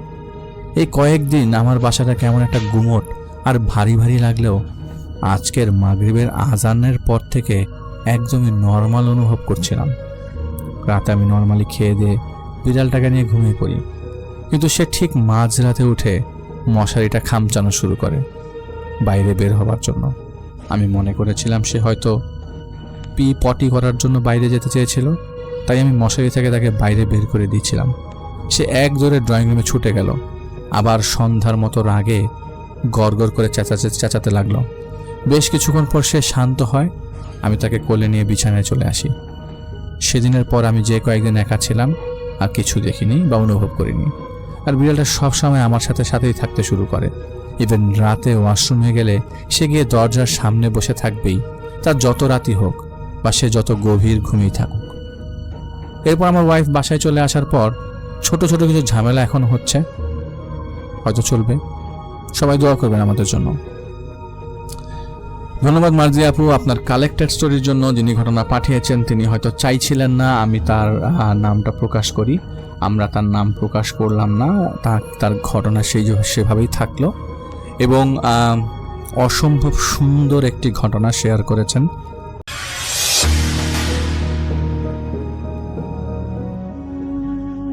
এই ঘটনাটা হৃদয় আমাদের সাথে শেয়ার করেছেন। হৃদয়ের বাড়ি বাংলাদেশের নরসিংদীতে এবং বর্তমানে তিনি কাতারে অবস্থান করছেন। তিনি এই পর্যন্ত বেশ কিছু ঘটনা আমাদের কাছে পাঠিয়েছেন এবং সেগুলো আপনারা পছন্দ করেছেন। বেশ আমার নিজেরও বেশ ভালো লেগেছে, এই কারণে শেয়ার করা হয়েছে। তো হৃদয় কিন্তু তার এক রুমমেটের একটি ঘটনা আমাদের কাছে পাঠিয়েছিল। ওনার বাড়ি পাকিস্তান, ওনার নাম তাইমুর, এবং তাইমুর সাহেবের একটি ঘটনা হৃদয় আগে পাঠিয়েছেন আমাদের কাছে, সেটি আমরা শেয়ার করেছিলাম। অ্যাকচুয়ালি ঘটনাটা ছিল তাইমুর সাহেবের বাবার সাথে ঘটা একটি ঘটনা এবং ঘটনাটা বেশ ভয়ের এবং ইন্টারেস্টিং ছিল, যে কারণে আমি শেয়ার করেছিলাম সেটি। তো হৃদয় তখনই আমাকে লিখে পাঠিয়েছিল যে ভাইয়া তাইমুর ভাইয়ের কাছে আরও অনেক ঘটনা আছে এবং তিনি একটি ঘটনা আমাদেরকে শোনাবেন, যেটা পরবর্তীতে তিনি দেবেন। সেটা তাদের গ্রামের একটি ঘটনা, সেটা বেশ ভয়ের। তো আমি হৃদয়কে বলেছিলাম পাঠিয়ে দিয়েন, আপনি যদি সেটা কালেক্ট করতে পারেন পাঠিয়ে দিয়েন। তো হৃদয় সেটি করেছে, ঘটনাটি পাঠিয়ে দিয়েছে আমার কাছে। বেশ পুরনো একটা ঘটনা। অ্যাকচুয়ালি তাইমুর সাহেবদের যে গ্রামটা সেটার গড়পত্তনের সময়কার ঘটনা, মানে ওখানে যখন গ্রাম প্রথম তৈরি হয়, মানুষজন যখন প্রথম আবাস তৈরি করে তখনকার ঘটনা। তো আমি আর কথা না বাড়িয়ে চলে যাব সেই ঘটনায়। আমি চেষ্টা করব আমার মতো করে ঘটনাটি শেয়ার করতে। আর ঘটনায় যাবার আগে আপনাদের রিকোয়েস্ট করব, যারা আমাদের চ্যানেলটি এখনো সাবস্ক্রাইব করেননি কাইন্ডলি সাবস্ক্রাইব করে ফেলুন, একটি লাইক দিন, শেয়ার করে দিন, যাতে করে অন্যরা অদ্ভুত শুনতে পায়। যারা ফেসবুকে আমাদের সাথে কানেক্টেড আছেন তারা আমাদের ফেসবুক পেজটিকে লাইক দিন এবং ফলো করুন। আর আমাদের যে ফেসবুক গ্রুপ আছে সেখানে জয়েন করে ফেলতে পারেন, তাহলে আমাদের সমস্ত আপডেটগুলো পেয়ে যাবেন আপনারা সেখান থেকে। আমাদের প্যাট্রিয়ন চ্যানেল ভিজিট করতে পারেন, সেখানে ভিজিট করলে পেয়ে যাবেন খুব হাই কোয়ালিটির অডিও সম্পন্ন সেই এপিসোডগুলো এবং আরও অনেক স্পেশাল এপিসোডস। তাইমুর সাহেবদের গ্রামটা হচ্ছে পাকিস্তানের পাঞ্জাবের কোনো একটা জায়গায়, এবং ওই গ্রামটা তখন, মানে এটা অনেক আগের কথা, অনেক অনেক পুরনো একটা ঘটনা। তো সেই জায়গায় তখন গ্রামের কেবল গড়পত্তন হচ্ছে, মানে কিছু কিছু ফ্যামিলি ওখানে এসে ঘর বাড়ি করেছে এবং তারা মানে বিশাল চাষাবাদের জায়গা ঠিক করে নিচ্ছে যে এইখানে চাষ করবে ইত্যাদি ইত্যাদি। তো তাদের ওই যে জায়গাটা যেখানে চাষাবাদ তখনও হচ্ছে না, কিছু কিছু জায়গায় তারা ঘর বাড়ি করেছে, সেই খোলা মাঠের ওই পারে বেশ দূরে গেলে বেশ বড় একটা জঙ্গল ছিল, বেশ বড় একটা উডস। এর আগে এই জায়গাটা বিস্তীর্ণ ছিল, মানে যখন গ্রামের এক্সটেনশন এখানে না হয়, মানে গ্রামের তো এক্সটেনশন হয়, মানে একটা গ্রামের একটা অংশ ছেড়ে যখন মানুষ আরও দূরে এসে বাসা করে, তো সেই জায়গাটা কিন্তু একসময় ফাঁকা থাকে, তো সেখানেই মানুষ ঘর বাড়ি করে। তো তাইমুর সাহেবদের যে গ্রামটা ছিল আজ থেকে বহু বছর আগে, সেখানেও এরকমই হচ্ছিল। তো কিছু মানুষ ঘর বাড়ি করেছিল, জায়গা জমি তখন দেখছে মানুষ ঠিক করছে কোথায় চাষাবাদ করবে, প্রিপেয়ার করবে।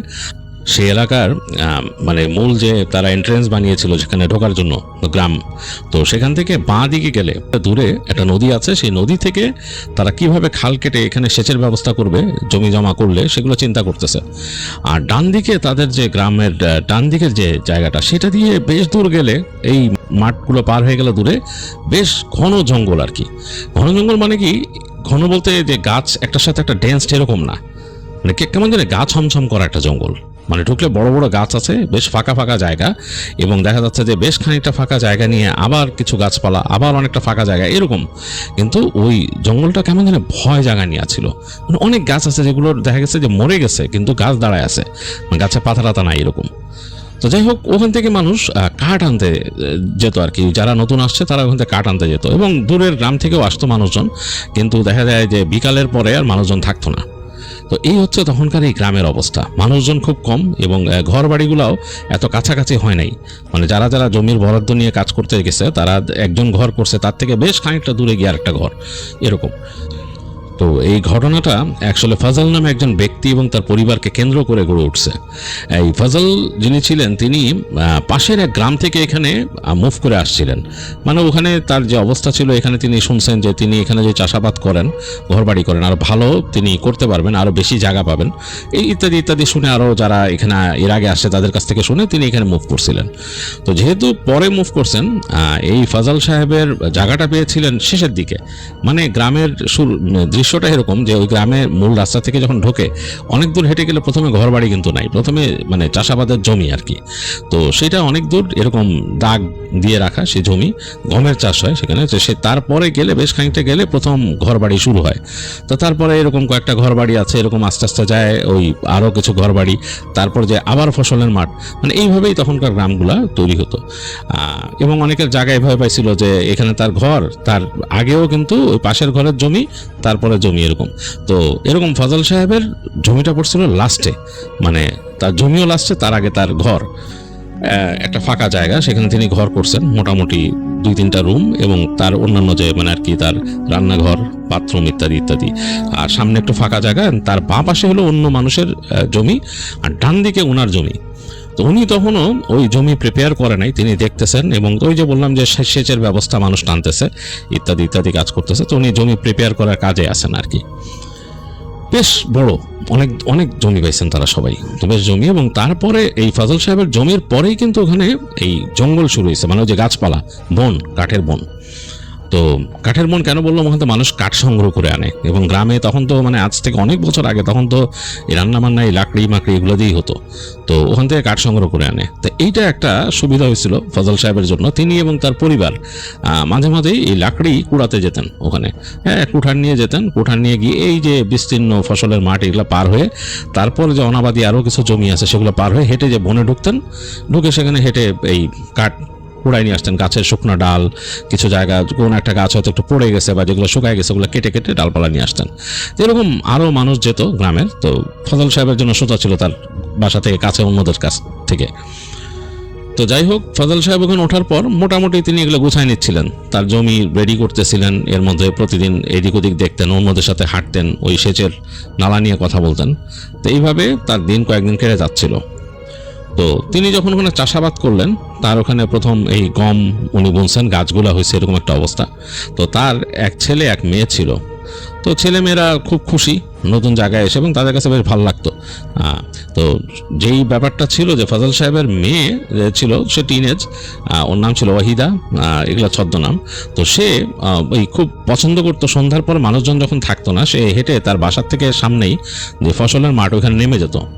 তো ওখানে নেমে সে দৌড়াতো, দৌড়ায় এটা ওইটা দেখতো। তার বাবা ওখানে বসে থাকতো ঘরের যে বারান্দা, ওখানে সে দৌড়া ওখানে ঘুরতো টুরতো, খুব বেশ তার ভালো লাগতো আর কি ওই জায়গাটা।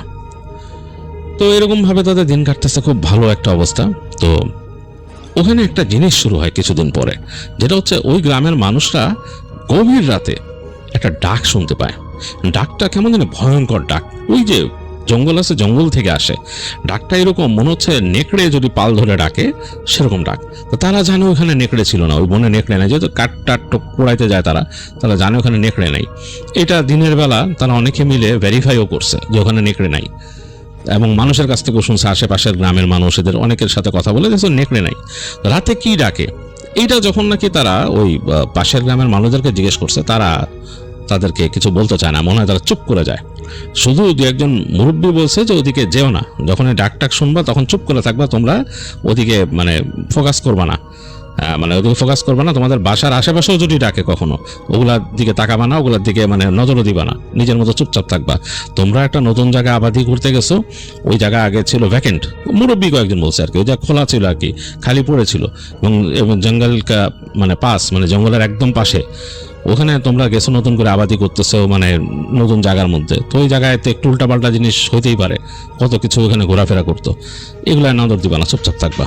তো সবাই শুনছে, ফজল সাহেবও ওইটাই মেনে চলছে, এবং তার বাসা জঙ্গল থেকে কাছে, তার এখানে ডাকটা আরও বেশি ডিপ আসতো কাছে।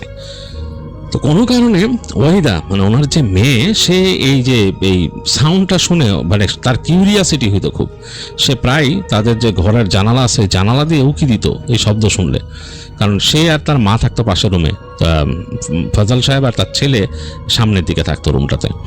তো সে ওই জানলা দিয়ে উকি দিয়ে, তার মা অনেক সময় ঘুমায় গেছে, তার মা দু একদিন টের পেয়ে তাকে বকা দিছে, তো কিরে তুই এরকম করে জানলা দিয়ে তাকাস কেন? তো সে কোনো কথা বলে না, চুপচাপ শুয়ে পড়ছে। আর ওই যে ওয়াহিদার অভ্যাস ছিল যে ওই ইসে বেরিত, তাদের যে ওই যে সামনে যে খেতে বেরিত, দৌড়াদৌড়ি করতো। তো যখন এগুলাই ডাকাটাকি শুরু করলো, তার বাপ মেয়েকে নিয়ে ওদিকে যাওয়া বন্ধ করলো, বললো যে তুই আর ওই গম খেতে যাবি না, কেন গম ক্ষেত কিন্তু একটু বেশ উঁচু হয়, ওয়াহিদা অত লম্বা না।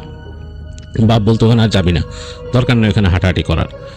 তো এগুলো বলে তার বাবা তাকে থামাইতো আর কি, কিন্তু ও তো একটু চঞ্চল, টিনেজ বয়স। তো একদিন এরকম সে জোর করে বাবাকে বলছে যে আমি একটু সামনে যাই এখান থেকে, তখন তো এত বড় হয় নাই গাছগুলা, বলছে সামনে যাই। তো বাপ আর করতেছিল কি যেন একটা কাজ করতেছিল, তার জিনিসপত্র দিয়ে মানে টুলস দিয়ে কিছু কাজ করতেছিল, তার তিনি মাথা ঘামান নেই, বলছে আচ্ছা, মানে মেয়েকে অ্যাভয়েড করেছে যা।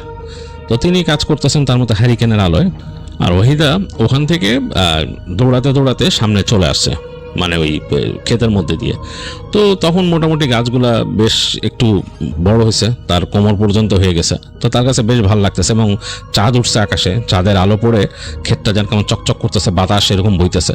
তো সে সুন্দর মানে ওই গাছের শীষ ধরতেছে, ওই গমের শীষ, আবার হেঁটে হেঁটে যাচ্ছে সামনে, এগুলো করতে করতে দেখছে সে নিজের মনে আবার গুনগুনও করতেছে।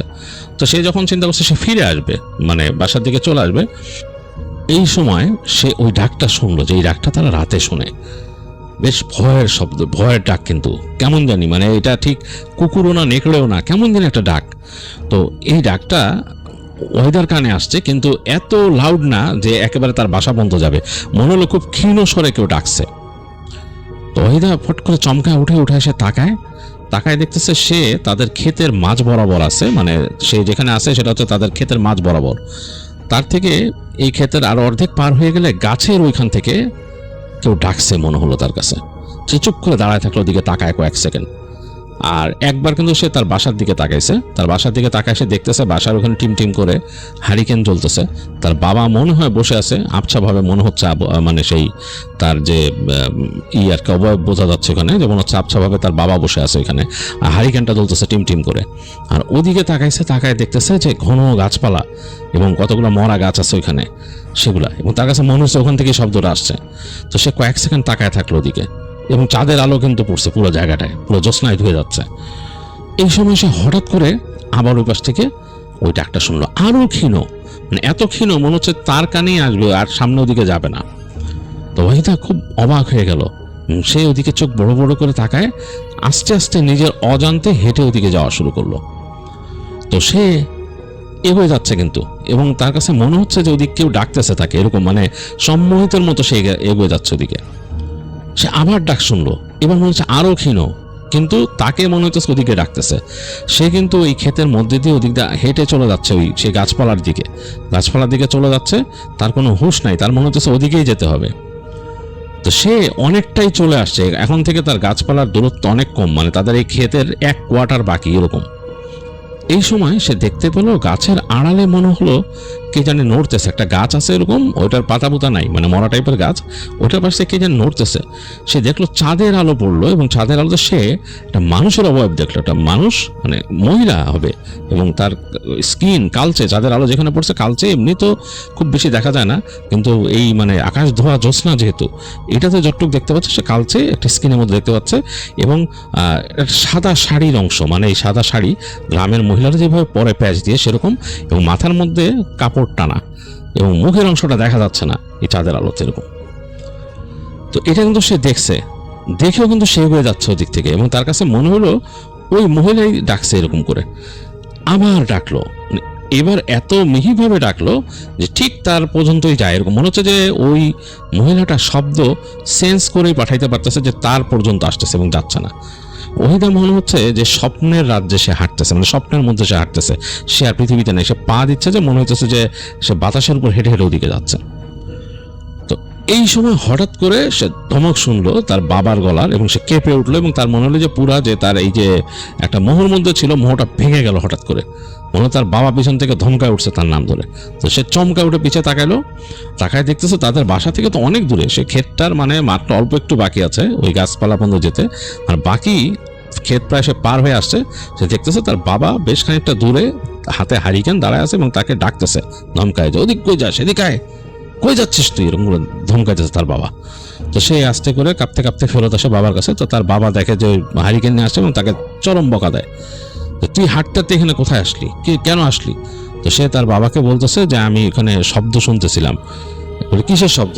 বলে যে রাত্রে যে ডাকে। তো বাপ তারও বকা দিল, বকা দিয়ে তাকে সামনে পাঠিয়ে দিল, এবং বাপ পিছনে পিছনে আসতেছে। তার বাবার হাতে হারিকেনের সাথে লাঠিও ছিল, সেদিক ওদিক তাকাচ্ছে, তাকায় তাকায় আসতেছে, কারণ সে মানে ভয় পাচ্ছে। মানে গ্রামে তো শিয়াল টিয়াল থাকে, অনেক কিছু থাকে এরকম। তো রাতের বেলা আর এই যে ডাকটা অনেক মানে অন্যরকম জিনিস। তো যাই হোক, এইভাবে করে তার বাবা মেয়েকে বাসা আনলো, এনে তার মাকে ডাকলো, ডেকে বললো যে তোমার মেয়েকে সামলাও। সে এরকম হেঁটে হেঁটে ওদিক দিয়ে ওইদিকে চলে যেতেছিল এরকম এসে। তো ওয়াহিদার মাও বকা দিল, নিয়ে ঘরে নিয়ে গেল। আর তার ভাইকে সে ডাকলো, ডেকে বললো যে তোর বোনকে দেখে রাখতে পারিস না, ও এখানে হাঁটাহাঁটি করে এসে। তো তার ভাই বলতেছে যে তুমি তো তাকে প্রশ্রয় দাও, সেই তো তোমার সাথে যায়, তুমি বসো আর সে এখানে হাঁটে। তো যাই হোক, আর কিছু বললেন না ফজল সাহেব, তিনি ঘরে আসলেন, দরজা লাগাই দিলেন।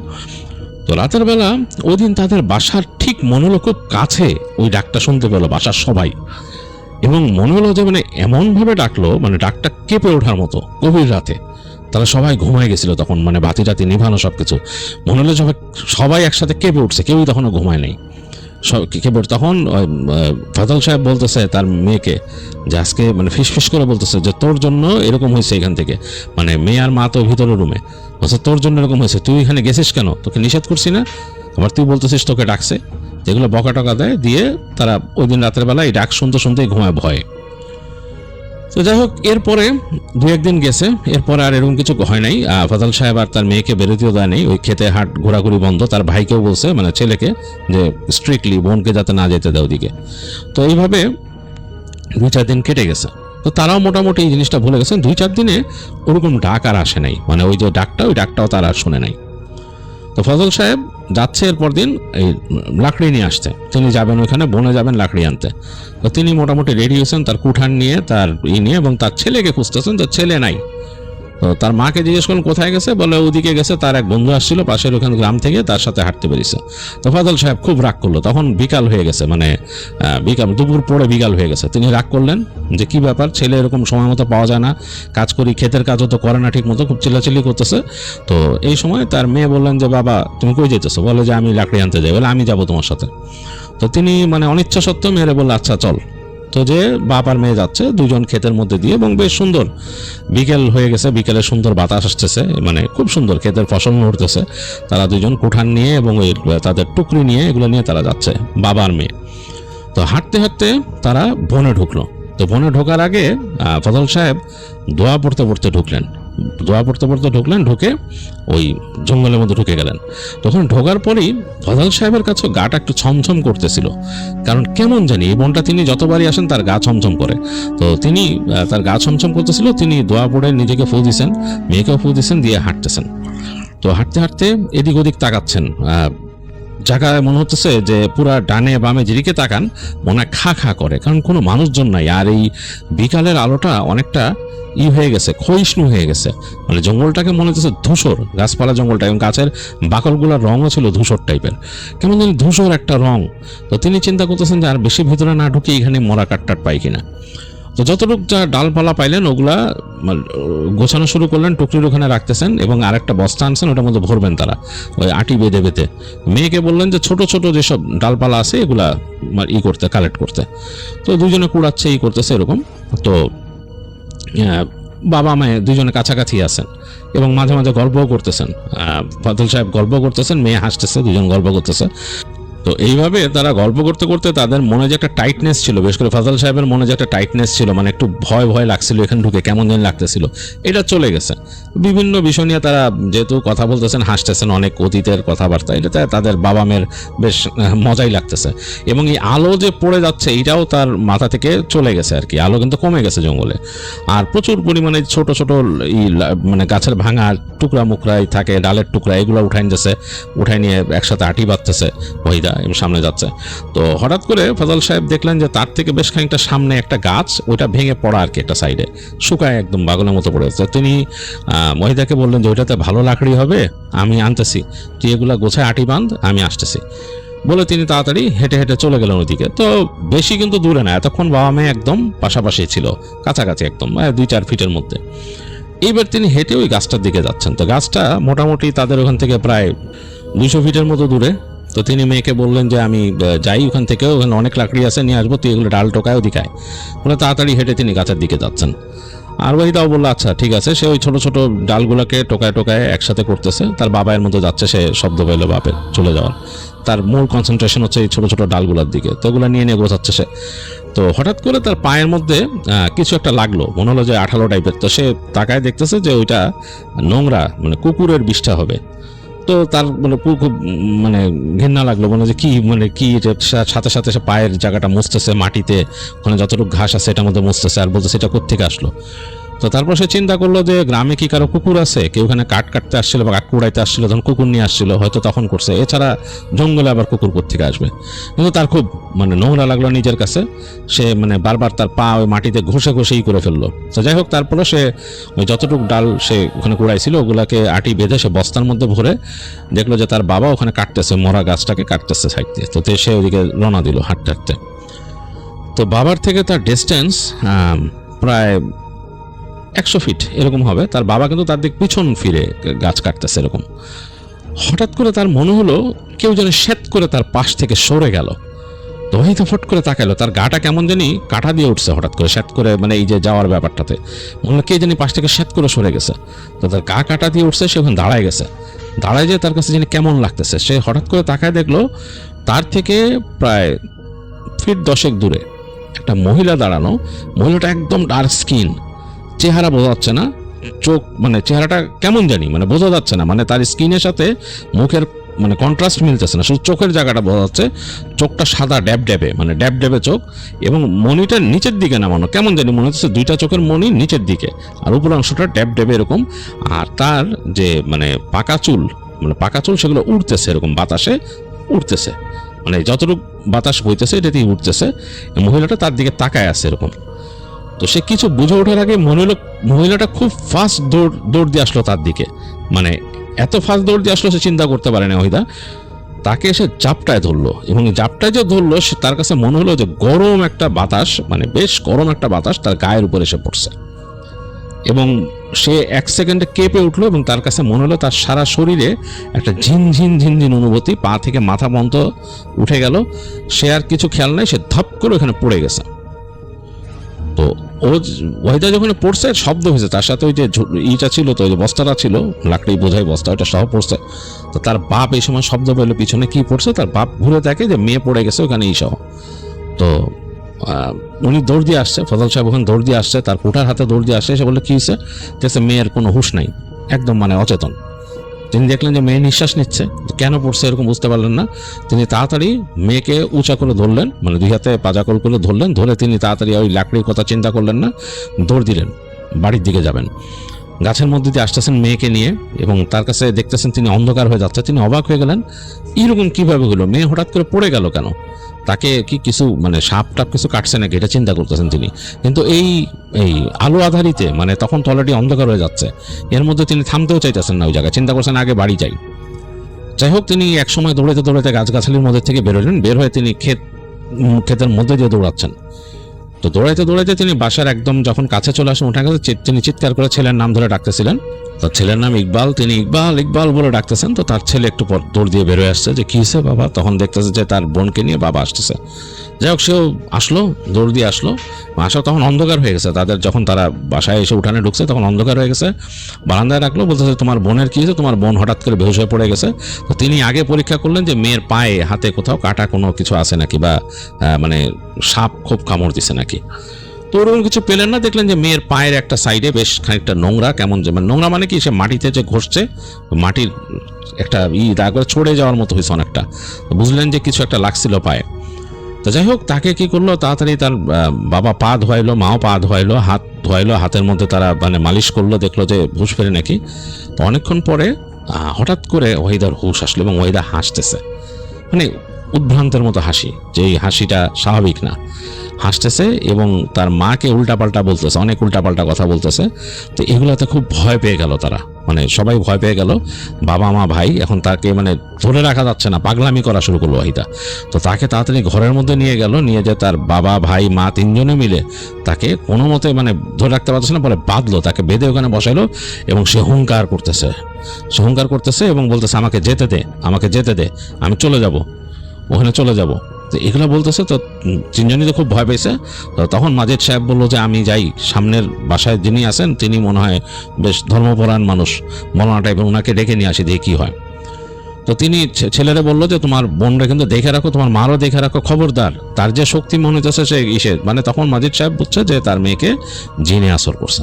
তো তিনি দৌড়ায় বেরোয় গেলেন, বললেন ছেলেকে ভালো মতো বললেন যে দেখে রাখতে, বলে তিনি গেলেন। তো যাওয়ার পরে তিনি দৌড়ায় তাদের ওখানে যে বললাম যে ফসলের মাঠ, তারপরে ঘর, এরকম করে এরকম 2-3টা এরকম মাঠ পার হয়ে ওখানে যে বাড়ির কথা বলছেন ওখানে গেলেন।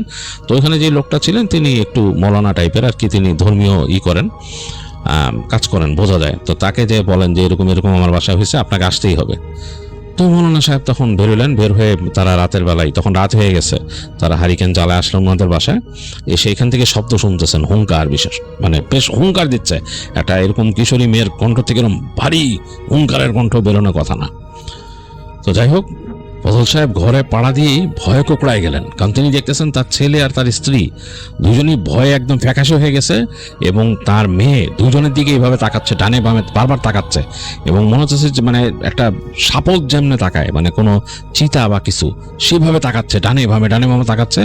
হারিকেনের আলোতে তার চেহারাটা ভয়ঙ্কর লাগতেছে, চোখগুলো এরকম বড় বড় হয়ে গেছে, সে মনে হচ্ছে যে কোনো সময় ঝাঁপায় পড়বে কারোর উপর। এবং ফজল সাহেবের পা রাখা মাত্রই সে মাথা ঘুরে ফজল সাহেবের দিকে তাকাইলো এবং ভয়ঙ্কর ভাবে চিৎকার দিল। হ্যাঁ, বলে যে তুই তাকিয়েছিলি, তুই করে বলতেছে। তো ফজল সাহেব কোনদিন চিন্তা করেনি তার মেয়ে ভাবে কথা বলবে, এভাবে কথা বলতে পারে। এই সময় মৌলানা সাহেব ঢুকলেন, ঢোকার সাথে সাথে মেয়ে মৌলানা সাহেবকে দেখে মানে অকথ্য ভাষায় বকাবকি শুরু করলো, অকথ্য ভাষায় বকাবকি করতেছে এবং তারপর একেবারে অপরিচিত একটা ডায়লগটা কথা বলা শুরু করলো, মানে এমনভাবে কথা বলতেছে এই ভাষা কখনো ফজল সাহেব শোনে নাই। এবং তার ছেলে স্ত্রী তো শোনার মানে প্রশ্নই আসে না, তার স্ত্রী কান্না শুরু করছেন এবং বলতেছে এবং সে জিভ বের করে এরকম দেখাচ্ছে। তো মৌলানা সাহেব তখন দেখলেন, মৌলানা সাহেবও কথা বলা শুরু করলেন। তো দুজনের মধ্যে কথা হচ্ছে, ওই ভাষায় কথা হচ্ছে। তো অবাক হয়ে গেছেন, মানে ফজল সাহেব অবাক হয়ে গেছেন, মৌলানা সাহেব কোন ভাষায় কথা বলতেছেন। মৌলানা সাহেব তাকে হাত দিয়ে এরকম দেখাচ্ছেন, আর কিছু না। উনি বেশ অনেক পণ্ডিত, বুঝতে পারছেন, মৌলানা সাহেব অনেক পড়াশোনা করছেন অনেক কিছুতে। তো যাই হোক, মৌলানা সাহেব কিছুক্ষণ কথা বলেই তিনি দোয়া পড়া শুরু করলেন, দেখলেন যে ওনার মতো উনি আমল করতেছেন সাথে সাথে, এবং চিৎকার করা শুরু করলো। ওই তার মেয়ে চিৎকার করতেছে এবং বারবার বলতেছে যে আমাকে কষ্ট দিস না, আমাকে খবর হয়ে যাবে, তোদের শেষ করে দিব। তখন মৌলানা সাহেব তাকে জিজ্ঞেস করলেন যে তুই কেন এই মেয়েটাকে ধরছিস, কী ব্যাপার? তখন সে বলতেছে আমার নাম চামেলি, আমি এই নদীর মধ্যবর্তী উর্বর জমিতে থাকতাম, ওখান থেকে আমি এখান থেকে আসছি, যেহেতু তোরা এখানে গ্রামে নতুন বসবাস শুরু করছিস, আমার এই জমি নষ্ট করছিস, তোদের এখান থেকে একজনকে আমি নিয়ে যাব। আমি এই মেয়েকে নিলাম, তোরা দরজা খুলে দে, এই বাঁধন খুলে দে, আমি ওখানে বের হয়ে যাব, ওকে তোরা রাখতে পারবি না। তাই বলে হাসতেছে। তো মৌলানা সাহেব তখন বললো যে ওকে নিয়ে যাবি? বলে হ্যাঁ। তখন মৌলানা সাহেব সাথে সাথেই তিনি তার মতো তেলাওয়াত শুরু করলেন। এরপর ভয়ঙ্কর অবস্থা, ঘরের মধ্যে তুল কালাম, সে পারলে ভেঙে ফেলে খুঁটি, তার ওই তাকে যে বেঁধে রাখছে খুঁটি ভেঙে ফেলে। তো মেয়ের মা তো কাঁদতেছে। ফজল সাহেব মানে মানে নিজে দিশাহারা হয়ে গেছেন, তার ভাইও মানে তার ছেলে মানে মেয়ের ভাইও দিশাহারা হয়ে গেছে, কি করবে বুঝতে পারতেছেন না। মৌলানা সাহেব তেলাওয়াত করতেছেন, ভয়ঙ্কর একটা অবস্থা। তাকে যে খুঁটিটার সাথে বেঁধে রাখা হয়েছিল সে ঘুরে ওই খুঁটি বেয়ে উপরে উঠে যাওয়া শুরু করলো। মানে হাতের মধ্যে কিন্তু বাধা, তাকে ওই যে কাপড় দিয়ে ওড়না দিয়ে বেঁধে রাখছে, সে খুঁটি বেয়ে উপরে উঠে যাচ্ছে এবং খুঁটি বেয়ে উঠে সে মানে ওই ছাদ বরাবর গিয়ে ওখান থেকে মানে ভয়ঙ্করভাবে শব্দ করতেছে। তো তার ভাই নামাইতে গেছিল, ভাইকে একটা লাথি দিয়ে ফেলে দিচ্ছে, এরকম অবস্থা, মানে ভয়ঙ্কর একটা অবস্থা। যাই হোক, মৌলানা সাহেব এক পর্যায়ে সামর্থ্য হলো তাকে ওখান থেকে ছাড়াইতে, শান্ত করতে। তো মেয়েটা ওখান থেকে পড়ে গেল, ওখান থেকে ধাপ করে পড়লো। তো পড়ার পরে বলতেছে তিনি যে মেয়েটাকে বলতেছে মাথায় হাত দিয়ে যে ওহিদা তুমি ওর ভিতরে আসো, তুমি শুনতেছো, তুমি তাকে স্থান দিও না তোমার ভিতরে, এগুলো বলে তিনি আরো দোয়া দরুদ পড়তেছেন। তো দেখ কেঁপে উঠতেছে। তো তখন মৌলানা সাহেব বলতেছে যে তুই এক্ষুনি চলে যাবি। চোখ বন্ধ করে ওয়াহিদা বলতেছে, না না, এমন ভাবে বলতেছে মানে ভয়ঙ্কর, বলতেছে যে তুই চলে যাবি, বলছে না না বলতেছে। তো বললেন যে এখনই যাবি। তো তিনি তারপর আবার একটা এরকম দোয়া পড়লেন। তো দোয়া পড়ার সাথে সাথে মনে হলো যে সে মানে এরকম মাথা টাথা কাত করে করে ফেললো, এরকম মানে মাথাটা বাঁকায় দিল। তারপর হঠাৎ প্রচন্ড একটা ঝাঁকি দিয়ে সে হাতের যে ওই ওড়না দিয়ে বাঁধছিল ওই কাপড় ছিঁড়ে সে লাফ দিয়ে ওই বিছানার থেকে পড়ে তাদের দরজা দিয়ে দৌড় দিল। দরজাটা পুরো লাগানো ছিল না, একটু খোলা, এর মধ্যে দিয়ে সে দৌড়ায় মানে উঠানে চলে যাচ্ছে। মৌলানা সাহেব জোরে জোরে তিলাওয়াত করতেছে। তো সে অর্ধেক উঠান পর্যন্ত যেতে যেয়ে সে শুধু ঘুরে বলল যে আজকে নিলাম না, আরেকজনকে নিয়ে যাবো। সে ঠাস করে পড়ে গেল ওইখানে, মানে ওহিদা একদম পড়ে গেছে। তো সাথে সাথে তার বাবা যে ধরে তাকে নিয়ে আসছে, তার ভাইও নিয়ে আসছে, এনে ঘরের মধ্যে দেখলে একদম নেতায় গেছে, তার কোনো নাই। হাত যে এখান থেকে ছোটাইছে বুঝলো যে হাতের ক্ষতি হয়েছে, কারণ এই জায়গা দিয়ে পুরো মানে ছড়ে হয়ে গেছে। তো যাই হোক, মৌলানা সাহেব তখনও অনেক দোয়া দরুদ পড়লেন এবং তাকে অনেকক্ষণ ফু দিলেন এবং পানি আনলেন, পানি পড়া দিলেন, তেল পড়া দিলেন, বললেন যে এগুলা ব্যবহার করতে। তিনি ওই ঘরের চারপাশে তিনি তাদের ওই সুই মানে ফুটাই দিয়ে গেলেন, সুইয়ের মধ্যে কিছু পড়ে ফুটাই দিয়ে গেলেন, বললেন যে এখানে আসবে না, মেয়েকে ঘর থেকে আপাতত বের করেন না, তাকে যদি বাথরুমে নেন বললো বাবা মা দুইজন সাথে যাবেন, যে ওখানে যাবেন দোয়া পড়ে নিয়ে ওই ওখানে যাওয়ারও দোয়া আছে যে বাথরুমে, ওটা পড়ায় তারপর ঢোকাবেন, তারপর নিয়ে আসবেন। এবং একে অনেকদিন এরকম দেখে রাখবেন এই সেই। আর এটা খুব খারাপ জিনিস যেটা আসছে, এটা কিন্তু শুধু খারাপ মানে খুব খারাপ জিন, এটা খুব খারাপ জিনদের মধ্যে ডাইন এটা আসছে। এবং তিনি বললেন যে আমি শুনছি, মানে তিনি বললেন যে আমি তো অনেক পড়াশোনা করছি, আমি এদের সম্বন্ধে শুনছি এবং এই সব ব্যারেন ল্যান্ডের মধ্যে এরা চলাফেরা করে। এই জায়গাটা একসময় ব্যারেন ল্যান্ড ছিল, তো মানে পতিত জমি, এখানে কেউ থাকতো না, এই কারণে এইসব জায়গা দিয়ে এরা চলাফেরা করতে থাকতো। এবং এদের এরকম ব্যাপার স্যাপার আছে, যে বলছে না সে উর্বর জমির থেকে আসছে, তার নামও তো বলছে। তো শোনার পরে ফজল সাহেব খুব ভয় পাইছে, বলে যে এখন কি করার, বলে যাই হোক মেয়েকে দেখে রাখতে হবে, আপনি যেহেতু আসছেন, এবং এটা খুব খারাপ প্রজাতির একটা জিনদের মধ্যে ডাইনি যদি থাকে সেটা, এবং এ কিন্তু কাউরে না কাউরে গ্রামে ক্ষতি করবেই, এটা যেমন হইতেছে। তখন বলে যে আপনি কোন ভাষায় কথা বলছেন ওর সাথে? তখন মৌলানা সাহেব বললেন হিব্রু ভাষায়, ও হিব্রু ভাষায় কথা বলতেছিল। অনেক কিছু বলছে যেগুলো আপনাদের জানার দরকার নেই, তাই বলছে, বলে যে এগুলো আপনাদের শোনার দরকার নেই। যাই হোক, আপনারা মেয়েকে সাবধান রাখবেন, এবং বললো যে আমি দোয়া আরও কিছু লিখে দিব, এগুলো আপনার ঘরের মধ্যে রাখবেন। আর প্রতিদিন আপনারা দুইজন, জামাই বউ দুজনকে বললো, মানে ফজল সাহেব আর তার স্ত্রীকে বললো, আপনারা দুইজন কালাম পাক পড়ে ফু দিবেন, বাসার মধ্যে কালাম পাক তিলাওয়াত করবেন সবসময়। আর একটু এখন চাষাবাদের থেকে মেয়ের দিকে মন দেন, মেয়েটাকে একটু করেন। ছেলেটাকে বললো তুমিও সাবধানে থাকবা, আর এই খারাপ জিনিসটা গ্রামের কাউকে নিয়ে যাবে, বললো যে আমার উপরে ক্ষতি করতে পারে। মৌলানা সাহেব বললো যে এটা খুবই শক্তিশালী এবং খারাপ, এবং ওর অনেক বয়স্ক, সে ক্ষতি করতে পারে। তো যাই হোক, বললো যে আমি তাহলে এখন আসি, বলে মৌলানা সাহেব মানে মনে হলো যে মৌলানা সাহেব নিজেই ভয় পাচ্ছিলেন যাওয়ার সময়। তো যাই হোক, মৌলানা সাহেব চলে যান এবং বলেন যে তাদেরকে ওইভাবে, এবং তাদের বাসা কিন্তু ওই যে সুই ফুটাই দিয়ে গেছেন তিনি চারপাশে, বাসার মধ্যে সুই ছিল, সেই সুই। তো মৌলানা সাহেব চলে গেছেন। তো এরপর তো এখন ফজল সাহেবের খুব টেনশন হয়ে গেছে, তিনি তো আসলে কিছু করতে পারেন না, কাজকর্ম ঠিক মতো করতে পারেন না, বাসা নিয়ে টেনশন থাকে। এবং মেয়ে যখন হুঁশ ফিরছে খুব দুর্বল, তার তেমন কিছু মনে নাই। তার মা জিজ্ঞেস করছিল যে কী হয়েছিল, বলে যে আমি এরকম, ওই যে বললো যে আমি এরকম যখন লাকড়ি নিয়ে বাবার ওখানে যেতেছি দেখছি এরকম, এরপর আমার আর কিছু মনে নাই, এই হলো অবস্থা। তো যাই হোক, এরকম কয়েকদিন চলে গেল, তারা বাসায় ওরকম ইবাদত বন্দেগি করতো, হ্যাঁ, কালাম পাক তেলাওয়াত করতো, এবং মেয়ের সামনে থাকতো, কোনো করতো না আর কি, মেয়েটাকে পাহারা দিয়ে রাখতো বাবা মা এরকম। তো একদিন এরকম রাতের বেলা, তখন অলরেডি ওয়াহিদার একটু মানে হয়েছে, মানে তার একটু শক্তি ফিরে আসছে। তো সে বাবা মার সাথে তখন বলতেছে যে আমাকে আর এরকম দেখে রাখা লাগবে না, আমি বাসার বাইরে যাব না, আমি সামনে যেতে চাই বাসার উঠানে। তো বললো যে আচ্ছা ঠিক আছে, যা বারান্দায়, মানে উঠানে না বারান্দায়। তো বলছে আচ্ছা ঠিক আছে। তো বাপ বললো যে আমি আসি সাথে, তার মালে বললো তুমি পাশে বসে থাকো, বারান্দায় বসলে বসুক, বাবারও মায়া লাগতেছে এরকম। তো সন্ধ্যার সময় উঠে ওয়াহিদা যে বারান্দায় বসলো, তার মা তার সাথে বসছে, হাত ধরে বসছে, বসে তাকে দোয়া করতেছে, তার মা আসতেছে, দোয়া পড়তেছে, পড়তেছে। তো ওয়াহিদাকে নিয়ে যখন বসছে, বেশ খানিকক্ষণ পর হঠাৎ করে তাদের ওই ক্ষেতের ওই পাশ থেকে ওই যে ডাকটা, সেই যেরকম ডাক, একটা ওই যে অনেকটা নেকড়ের মতো, নেকড়েও না কুকুরও না, মিক্সড একটা ডাকের মতো। তো ডাকটা শুনে তো একদম কলিজা, মানে পানি নাই তাদের কারো, বাপ মা কারোই পানি নেই, তাড়াতাড়ি ঘরে চলে আসছে। তো ওয়াহিদার ভাই আবার একটা লাঠি নিয়ে রাগ করে, তার মানে খুব রাগ লাগছে, সে ঘরের কোনার থেকে একটা লাঠি নিয়ে সে বকা দিতে দিতে একদম ক্ষেত পর্যন্ত গেছে, একদম বকা দিতে ক্ষেত পর্যন্ত গেছে। যে বলতেছে, তার বাবা বলছে এই তুই আয়, ছেলেকে বকা দিতেছে, এদিকে আয়, যাওয়ার দরকার নেই। এবং ওয়াহিদার ভাই বকা দিতে দিতে ক্ষেত পর্যন্ত চলে গেছে, মনে হচ্ছে তার খুব কাছেই ওই জিনিসটা আবার ডাকছে। সে আবার চিৎকার করে ডাকতেছে, বলছে আয় তোরে মানে আজকে সোজা করে দিই, মানে এরকম জ্বালাতন করো সেখানে, এরকম চিল্লাইতেছে আর কি। তো তার বাবা এক পর্যায়ে বাধ্য হয়ে যে ছেলেকে টেনে নিয়ে আসছে বাসায়, ফেলা এটা, মানে তারা আসলে বিরক্ত হয়ে গেছে এই ব্যাপারটা নিয়ে, মানে বাসার মধ্যে একটা কেমন পরিবেশ। তো তার বাবা বকাঝকা করে বললো যে তুই করিস না, এগুলা করিস না, চুপচাপ এখানে শুয়ে থাক বলে তার ছেলেকে ওখানে বললো, মানে রুমে রাত হয়ে গেছে তো, বলছে চুপচাপ শুয়ে থাক আর করিস না বলে ঘরের মধ্যে গেছে। তো এরপর বেশ খানিকক্ষণ সময় গেছে, তারা খাওয়া দাওয়া করে নর্মালি ঘুমের প্রিপারেশন নিছে।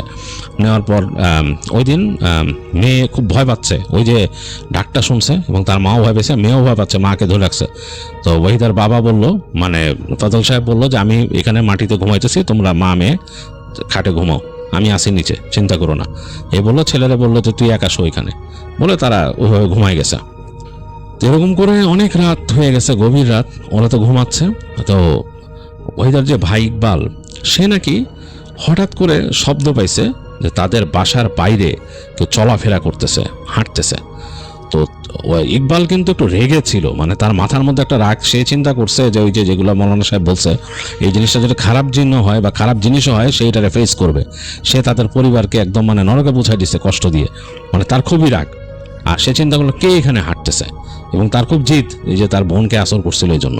তো সে কি করলো, আস্তে করে উঠছে এই শব্দটা পেয়ে, সে বাবাকে কিছু বলে নাই, মাকেও কিছু বলে নাই, সে আস্তে করে উঠে তাদের ঘরের কোনার মধ্যে তাদের দা ছিল, এরকম বড় দা, সেই দা নিছে, ধারালো দা নিয়ে আস্তে করে দরজা খুলছে, খুলে সে তাদের বারান্দায় আসছে। বারান্দায় এসে দেখে যে রাত, গভীর রাত, মানে এই রাতের বেলা যে পোকামাকড় ডাকে সেরকম শব্দ আর কিছু নাই। আকাশে একটা চাঁদ উঠছে, এবং চাঁদটা মানে পুরা চাঁদ না, মানে খাওয়া চাঁদ, সেটার আলো পড়ছে পুরা ইসের মধ্যে, তাদের যে গম ক্ষেত ওটার উপর পড়ছে, এবং দূরে ধূসর গাছপালা দেখা যাচ্ছে নড়তেছে। সে চিন্তা করলো এখানে নড়াচড়া করলো কে, হাঁটলো কে আমাদের এখান থেকে। তো সে আস্তে করে দরজাটাকে চাপায় বারান্দার দিকে আসছে, আবার তাদের যে বারান্দার ওখানে আসছে। এই সময় সে হঠাৎ করে ডাক শুনলো, ওই যে ডাকটা, এবং ডাকটা ওরকম অনেকটাই ওই যে নেকড়ে এবং কুকুরের মতো মিক্সড একটা ডাক থেকে হইতে হইতে একটা নারীর কণ্ঠের একটা গানের মতো হয়ে গেল, অনেকটা মনে হচ্ছে যে একটা সুর দিয়ে ডাকতেছে, এরকম বেশ কেমন জানি একটা সুর, অন্যরকম। এবং এই সুরটা শুনতে শুনতে, মানে সুরটা যখন কানে গেছে, সে তাকায় দেখতেছে, মানে ইকবাল তাকায় দেখতেছে যে তাদের ক্ষেতের সামনে কেউ একজন দাঁড়ায় আছে দূরে, মানে বেশ খানিকটা দূরে, মাছ ক্ষেতের এদিকে। তো সে নাকি আস্তে করে ওই তার ওই দা নিয়ে হাঁটতে হাঁটতে তাদের বারান্দা থেকে উঠানে নামছে, উঠানে নেমে হেঁটে হেঁটে এসে যাওয়া শুরু করছে। আর ফজল সাহেব ঘুমেছিল, তিনি হঠাৎ করে শব্দ পাইছেন যে ওই পাশের রুমে শব্দ হচ্ছে, ঠক ঠাক ঠাক ঠাক করে শব্দ হচ্ছে। তো তিনি বোঝার চেষ্টা করছেন ফার্স্টে কি। তো তিনি চিন্তা করলেন যে ছেলে হয়তো উঠছে, আবার ছেলে হয়তো রেস্টরুমেও যেতে পারে রাত্রে উঠে। তো কিছুক্ষণ তিনি চিন্তা করছেন, ছেলের ব্যাপারে এতটা তিনি ভীত না, তিনি জানেন তার ছেলে অনেক সাহসী, অনেক কিছু হ্যান্ডেল করতে পারে। তো তিনি চিন্তা করলেন যে ছেলে হয়তো রেস্টরুমেও যেতে পারে। তো তিনি চুপচাপ শুয়ে আছেন। একটু পরে তার মানে কানে ক্ষীণভাবে শব্দ আসছে যে ওই যে ডাক্তার, ওই ডাক্তার, মানে ফজল সাহেবের সব ইন্দ্রিয় মানে সজাগ হয়ে গেছে। তিনি তাড়াতাড়ি উঠে বসছেন, উঠে বসে তিনি তার স্ত্রী আর কন্যার দিকে তাকাইছেন। মানে ঘরের মধ্যে কিন্তু আলো নাই, আবছা মানে আলো আধারিতে তিনি বুঝতে পারছেন তারা ঘুমাচ্ছে। তো তিনি তাড়াতাড়ি আস্তে করে, তার ওখানে তার লাঠি ছিল, লাঠিটা নিয়ে তিনি পাশের রুমে গেছেন। গিয়ে দেখতেছেন যে রুমের দরজা খোলা, মানে মূল দরজাটা আর কি, বাসায় ঢোকার যে দরজা খোলা, এবং সেইখান থেকে আলো এসে ঘরে পড়তেছে, হালকা চাঁদের আলো এসে। তো তিনি মানে তাড়াতাড়ি বের হয়েছেন দেখতে যে ছেলে আসলে কই গেল, এবং ওই ডাকটা আসছে। তো তিনি উঠে যখন নাকি বারান্দায় আসেন, ডানে বামে তাকাচ্ছেন, কাউকে দেখতেছেন না। হঠাৎ করে তার চোখ পড়ছে ক্ষেতের দিকে চোখ পড়ার পর তিনি দেখতেছেন ক্ষেতের মধ্যে দিয়ে তার ছেলে জামা পরা ছিল, লাইট কালারের জামা, সেই জামা পরা হেঁটে ওদিকে যাচ্ছে, কুর্তা পরা, ওদিক দিয়ে হেঁটে যাচ্ছে ওই সামনে ক্ষেতের মধ্যে দিয়ে বেশ খানিকটা। তো তিনি বিদ্যুতের গতিতে ওখান থেকে লাফায় পড়ছেন, তার বারান্দা থেকে পড়ে তিনি ক্ষেতের মধ্যে দিয়ে মানে লাফায় নামছেন, নেমে ডাকতেছেন ইকবাল ইকবাল বলে তিনি পিছনে যাচ্ছেন। এই মানে ওখান থেকে যাইস না, মাত যা বলতে বলতে যাচ্ছে এরকম চিৎকার করতে করতে দিক দিয়ে। কিন্তু মনে হচ্ছে না যে তার ছেলে কিছু শুনতেছে, তার ছেলে মনে হচ্ছে খুব ফোর্সে হেঁটে যাচ্ছে। তো তিনি ছোটা শুরু করলেন খুব জোরে ছেলের পিছে পিছে, কিন্তু মনে হচ্ছে যে তিনি ডিস্টেন্সটা কভার করতে পারতেছেন না। তার ছেলে মনে হচ্ছে বাতাসে ভেসে এগিয়ে যাচ্ছে সামনে। মানে এরকম কতক্ষণ দৌড়াইছেন ফজল সাহেব বলতে পারেন না। তিনি একসময় দেখলেন যে তার সাথে ডিস্টেন্স বেড়েই যাচ্ছে ছেলের, এবং ছেলে মনে হচ্ছে যে বাতাসে ভেসে খুব দ্রুত গতিতে চলে যাচ্ছে ওদিকে। একসময় তার চোখ পড়ল দূরে, দেখলেন যে ওই যে জঙ্গলের কাছে ওই যে গাছটা, মানে গাছ আছে যে ওখানে চাঁদের আলো পড়ছে, দেখতেছেন ওখানে একটা নারী দাঁড়ায় আছে, তার চুল উঠতেছে, এরকম এরকম চুল বাতাসে উঠতেছে। কিন্তু এই যে তিনি শুনছেন যে এই ওই যে মৌলানা সাহেব বলছে যেটা অনেক বয়স্ক বা এরকম খারাপ এরকম, তিনি দেখতেছেন যে চুল উঠতেছে, এটা অসম্ভব রূপবতী একটা নারী ওখানে দাঁড়ায় আছে, এবং তার ছেলে তার কাছে যাচ্ছে, মানে একদম ওদিকে চলে যাচ্ছে, এবং মনে হচ্ছে বাতাসে ভেসে যাচ্ছে, তাকে টেনে নিয়ে যেতেছে বাতাসে, এবং তার সাথে দূরত্ব আস্তে আস্তে বেড়েই যাচ্ছে তার ছেলের। তিনি অনেক চেষ্টা করে গায়ের জোরে ছুটেও তিনি তাকে ধরতে পারতেছেন না। তার ছেলে খুব ফাস্ট চলে যাচ্ছে ওদিকে, মনে হচ্ছে বাতাসে ভেসে, মানে তার পা মাটিতে পড়তেছে না।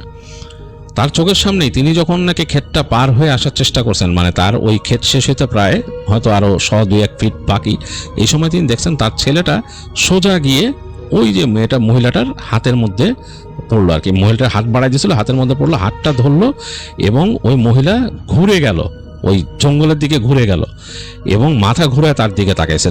ওই সময়টা তিনি দেখছেন যখন মাথা ঘুরে তার দিকে তাকাইছে, তখন কিন্তু প্রায় ওই তার ক্ষেতের শেষ মাথা থেকে প্রায় 200-250 ফিট দূরে তিনি দাঁড়ায় আছেন ফজল সাহেব। তিনি দেখতেছেন যে মহিলাটার যে মাথাটা ঘুরাইলো, ওই সময় তার যে এই যে সুন্দর চেহারাটা পুরো অন্ধকার হয়ে গেল, মানে অন্ধকারে দুইটা চোখ, মনে হলো অন্ধকারের মধ্যে শুধু দুইটা লাল লাল চোখ তাকায় আছে তার দিকে। 1 সেকেন্ডের জন্য মাথা ঘুরায় ফেললো, এবং সে গাছগাছালির মধ্যে হারায় গেল তার ছেলেকে নিয়ে।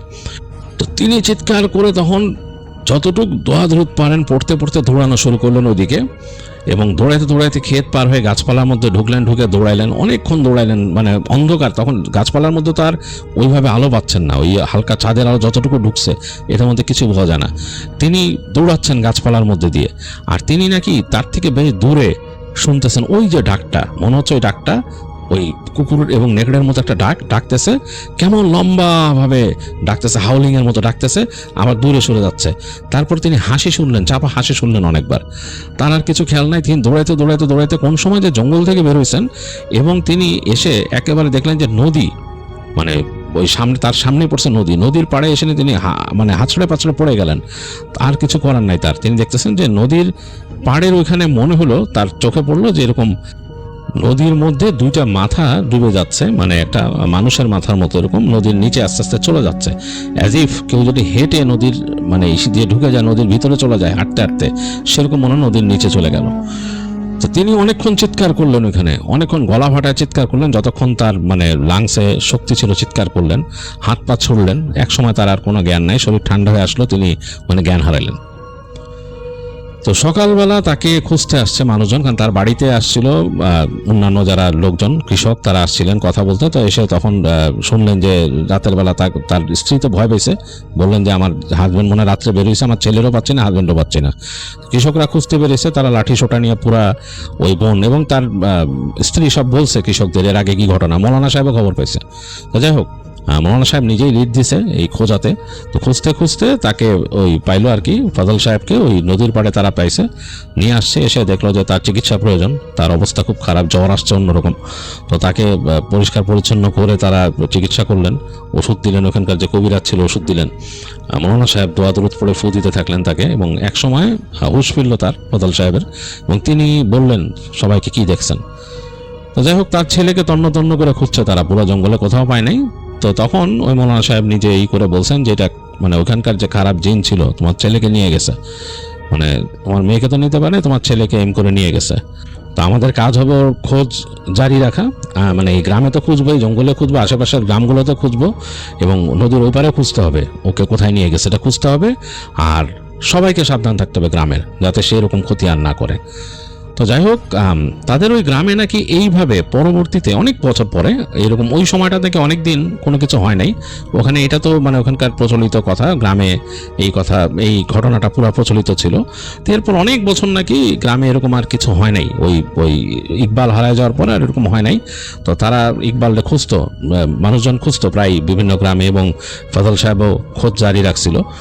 তো তাকে নাকি আর পায় নাই, খুঁজে পায় নাই আর কি, সে কোথায় গেছে আর খুঁজে পায় নাই, বা তাকে কোথায় নিয়ে গেছে সেটাও তারা জানে না। তো গ্রামে নাকি অনেক বছর এরকম কিছু হয় নাই, বাট তার থেকে অনেক বছর পরে এই যে তাইমুর সাহেবদের বাবার সময় নাকি এরকম আবার এরকম কিছু ছেলে পেলে হারায় গেছে। এবং তখন নাকি অনেকে দেখতো যে গ্রামের ওই যে জঙ্গলের আশপাশ দিয়ে একটা এরকম কালো একটা এরকম মহিলার মতো রাতের বেলা অনেকে দেখছে যে এরকম একটা নেকড়ে নিয়ে, কালো রঙের নেকড়েটাও কালো, তার সাথে চোখ জল জল করে, সাথে নিয়ে নাকি ওই জঙ্গল দিয়ে ঘুরতো। মানে ওই পাশে যে গাছপালা ছিল, ওই গাছপালা কিন্তু ওইভাবে করে কমে নাই, মানে যে সেই জঙ্গলটা যে একদম শেষ হয়ে গেছে তা না, জঙ্গলটা আছে, ছোট হয়ে গেছে অনেক বছর পরে, তখনও আছে। তো ওই জঙ্গলের আশপাশ দিয়ে নাকি মানুষ গেলে দেখতো এরকম যে ওদিক দিয়ে হাঁটতো সেই কালো রঙের একটা এরকম মহিলা, এরকম পরা, অনেকের চোখে পড়ছে, ভয়ে মানুষ পলা আসতো না, কালো নেকড়ে নিয়ে হাঁটতো। তো এবং ওইখানকার মানুষের মধ্যে প্রচলিত কথা, মানে একটা ফোকলোর টাইপের, যে ওই নেকড়েটাই নাকি ওই যে সে যে নিয়ে গেছিল সেই নাকি ওরকম নেকড়ে হয়ে গেছে ওইখানে, তারা বলতো আর কি, ফোকলোরটা এরকম ছিল সেখানকার। তো যাই হোক, এই ছিল আমাদের হৃদয়ে শেয়ার করা ঘটনা।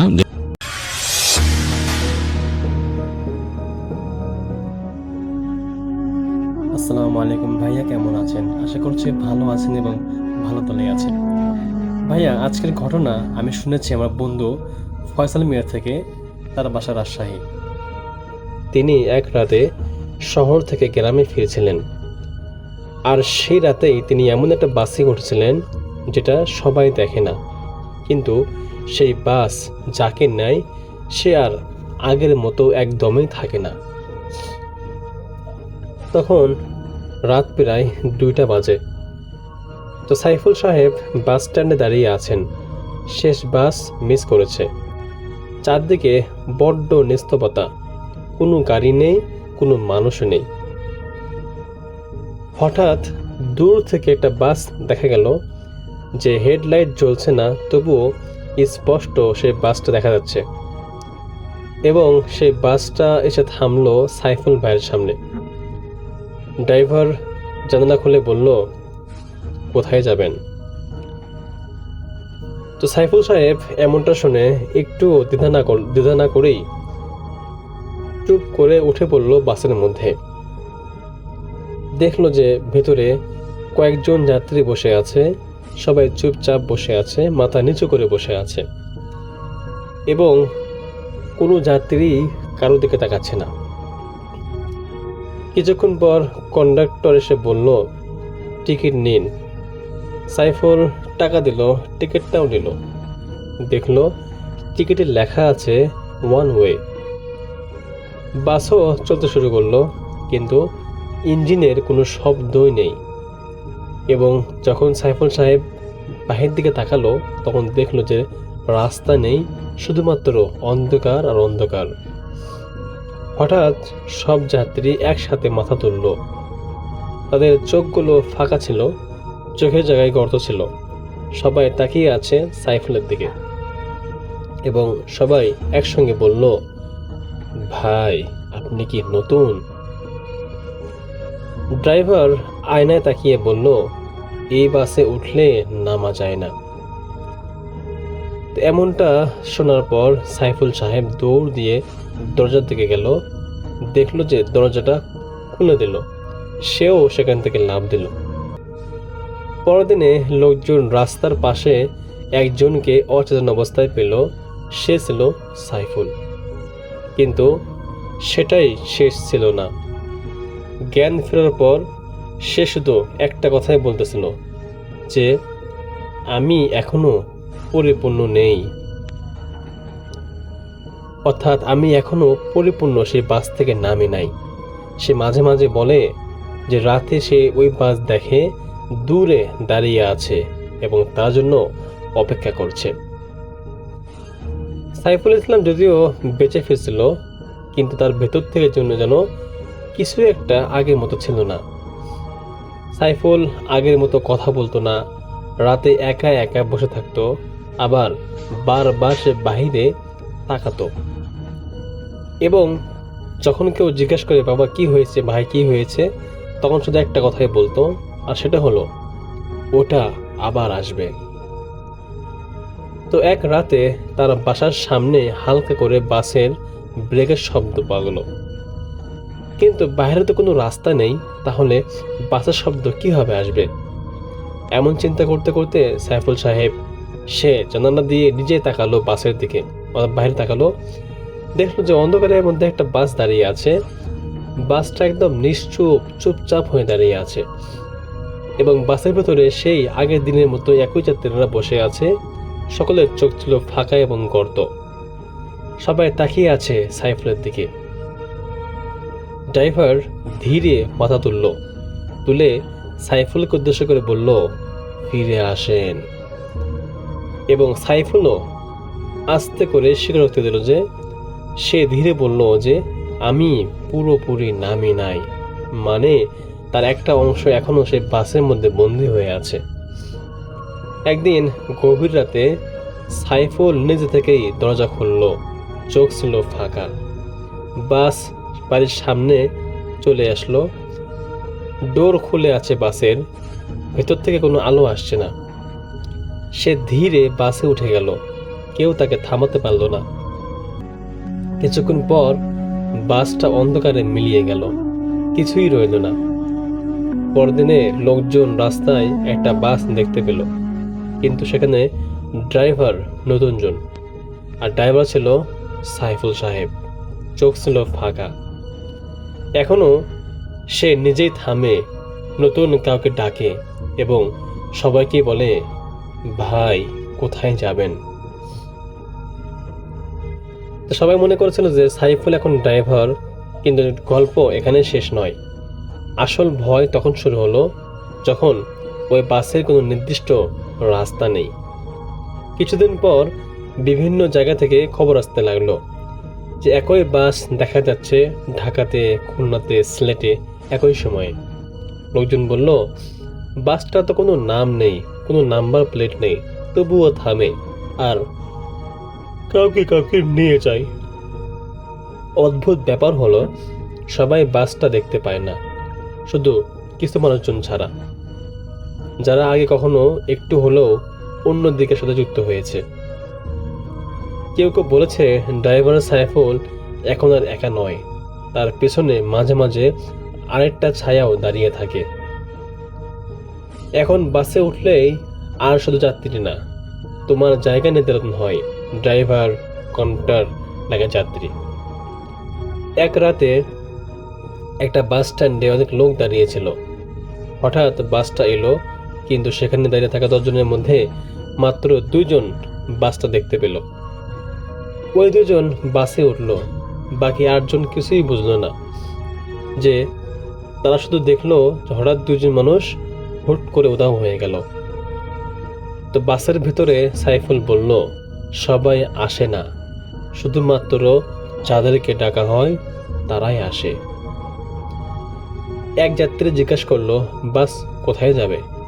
সাইফুল ধীরে হাসলো এবং ঠান্ডা কণ্ঠে বলল, বাস যাবে শেষ স্টপে। কিছুক্ষণ পর বাস থামলো, দেখলো বাইরে কোনো রাস্তা নেই, কোনো শহর না, শুধুমাত্র অন্ধকার অন্ধকার এবং কুয়াশায় চারিপাশ ভরা।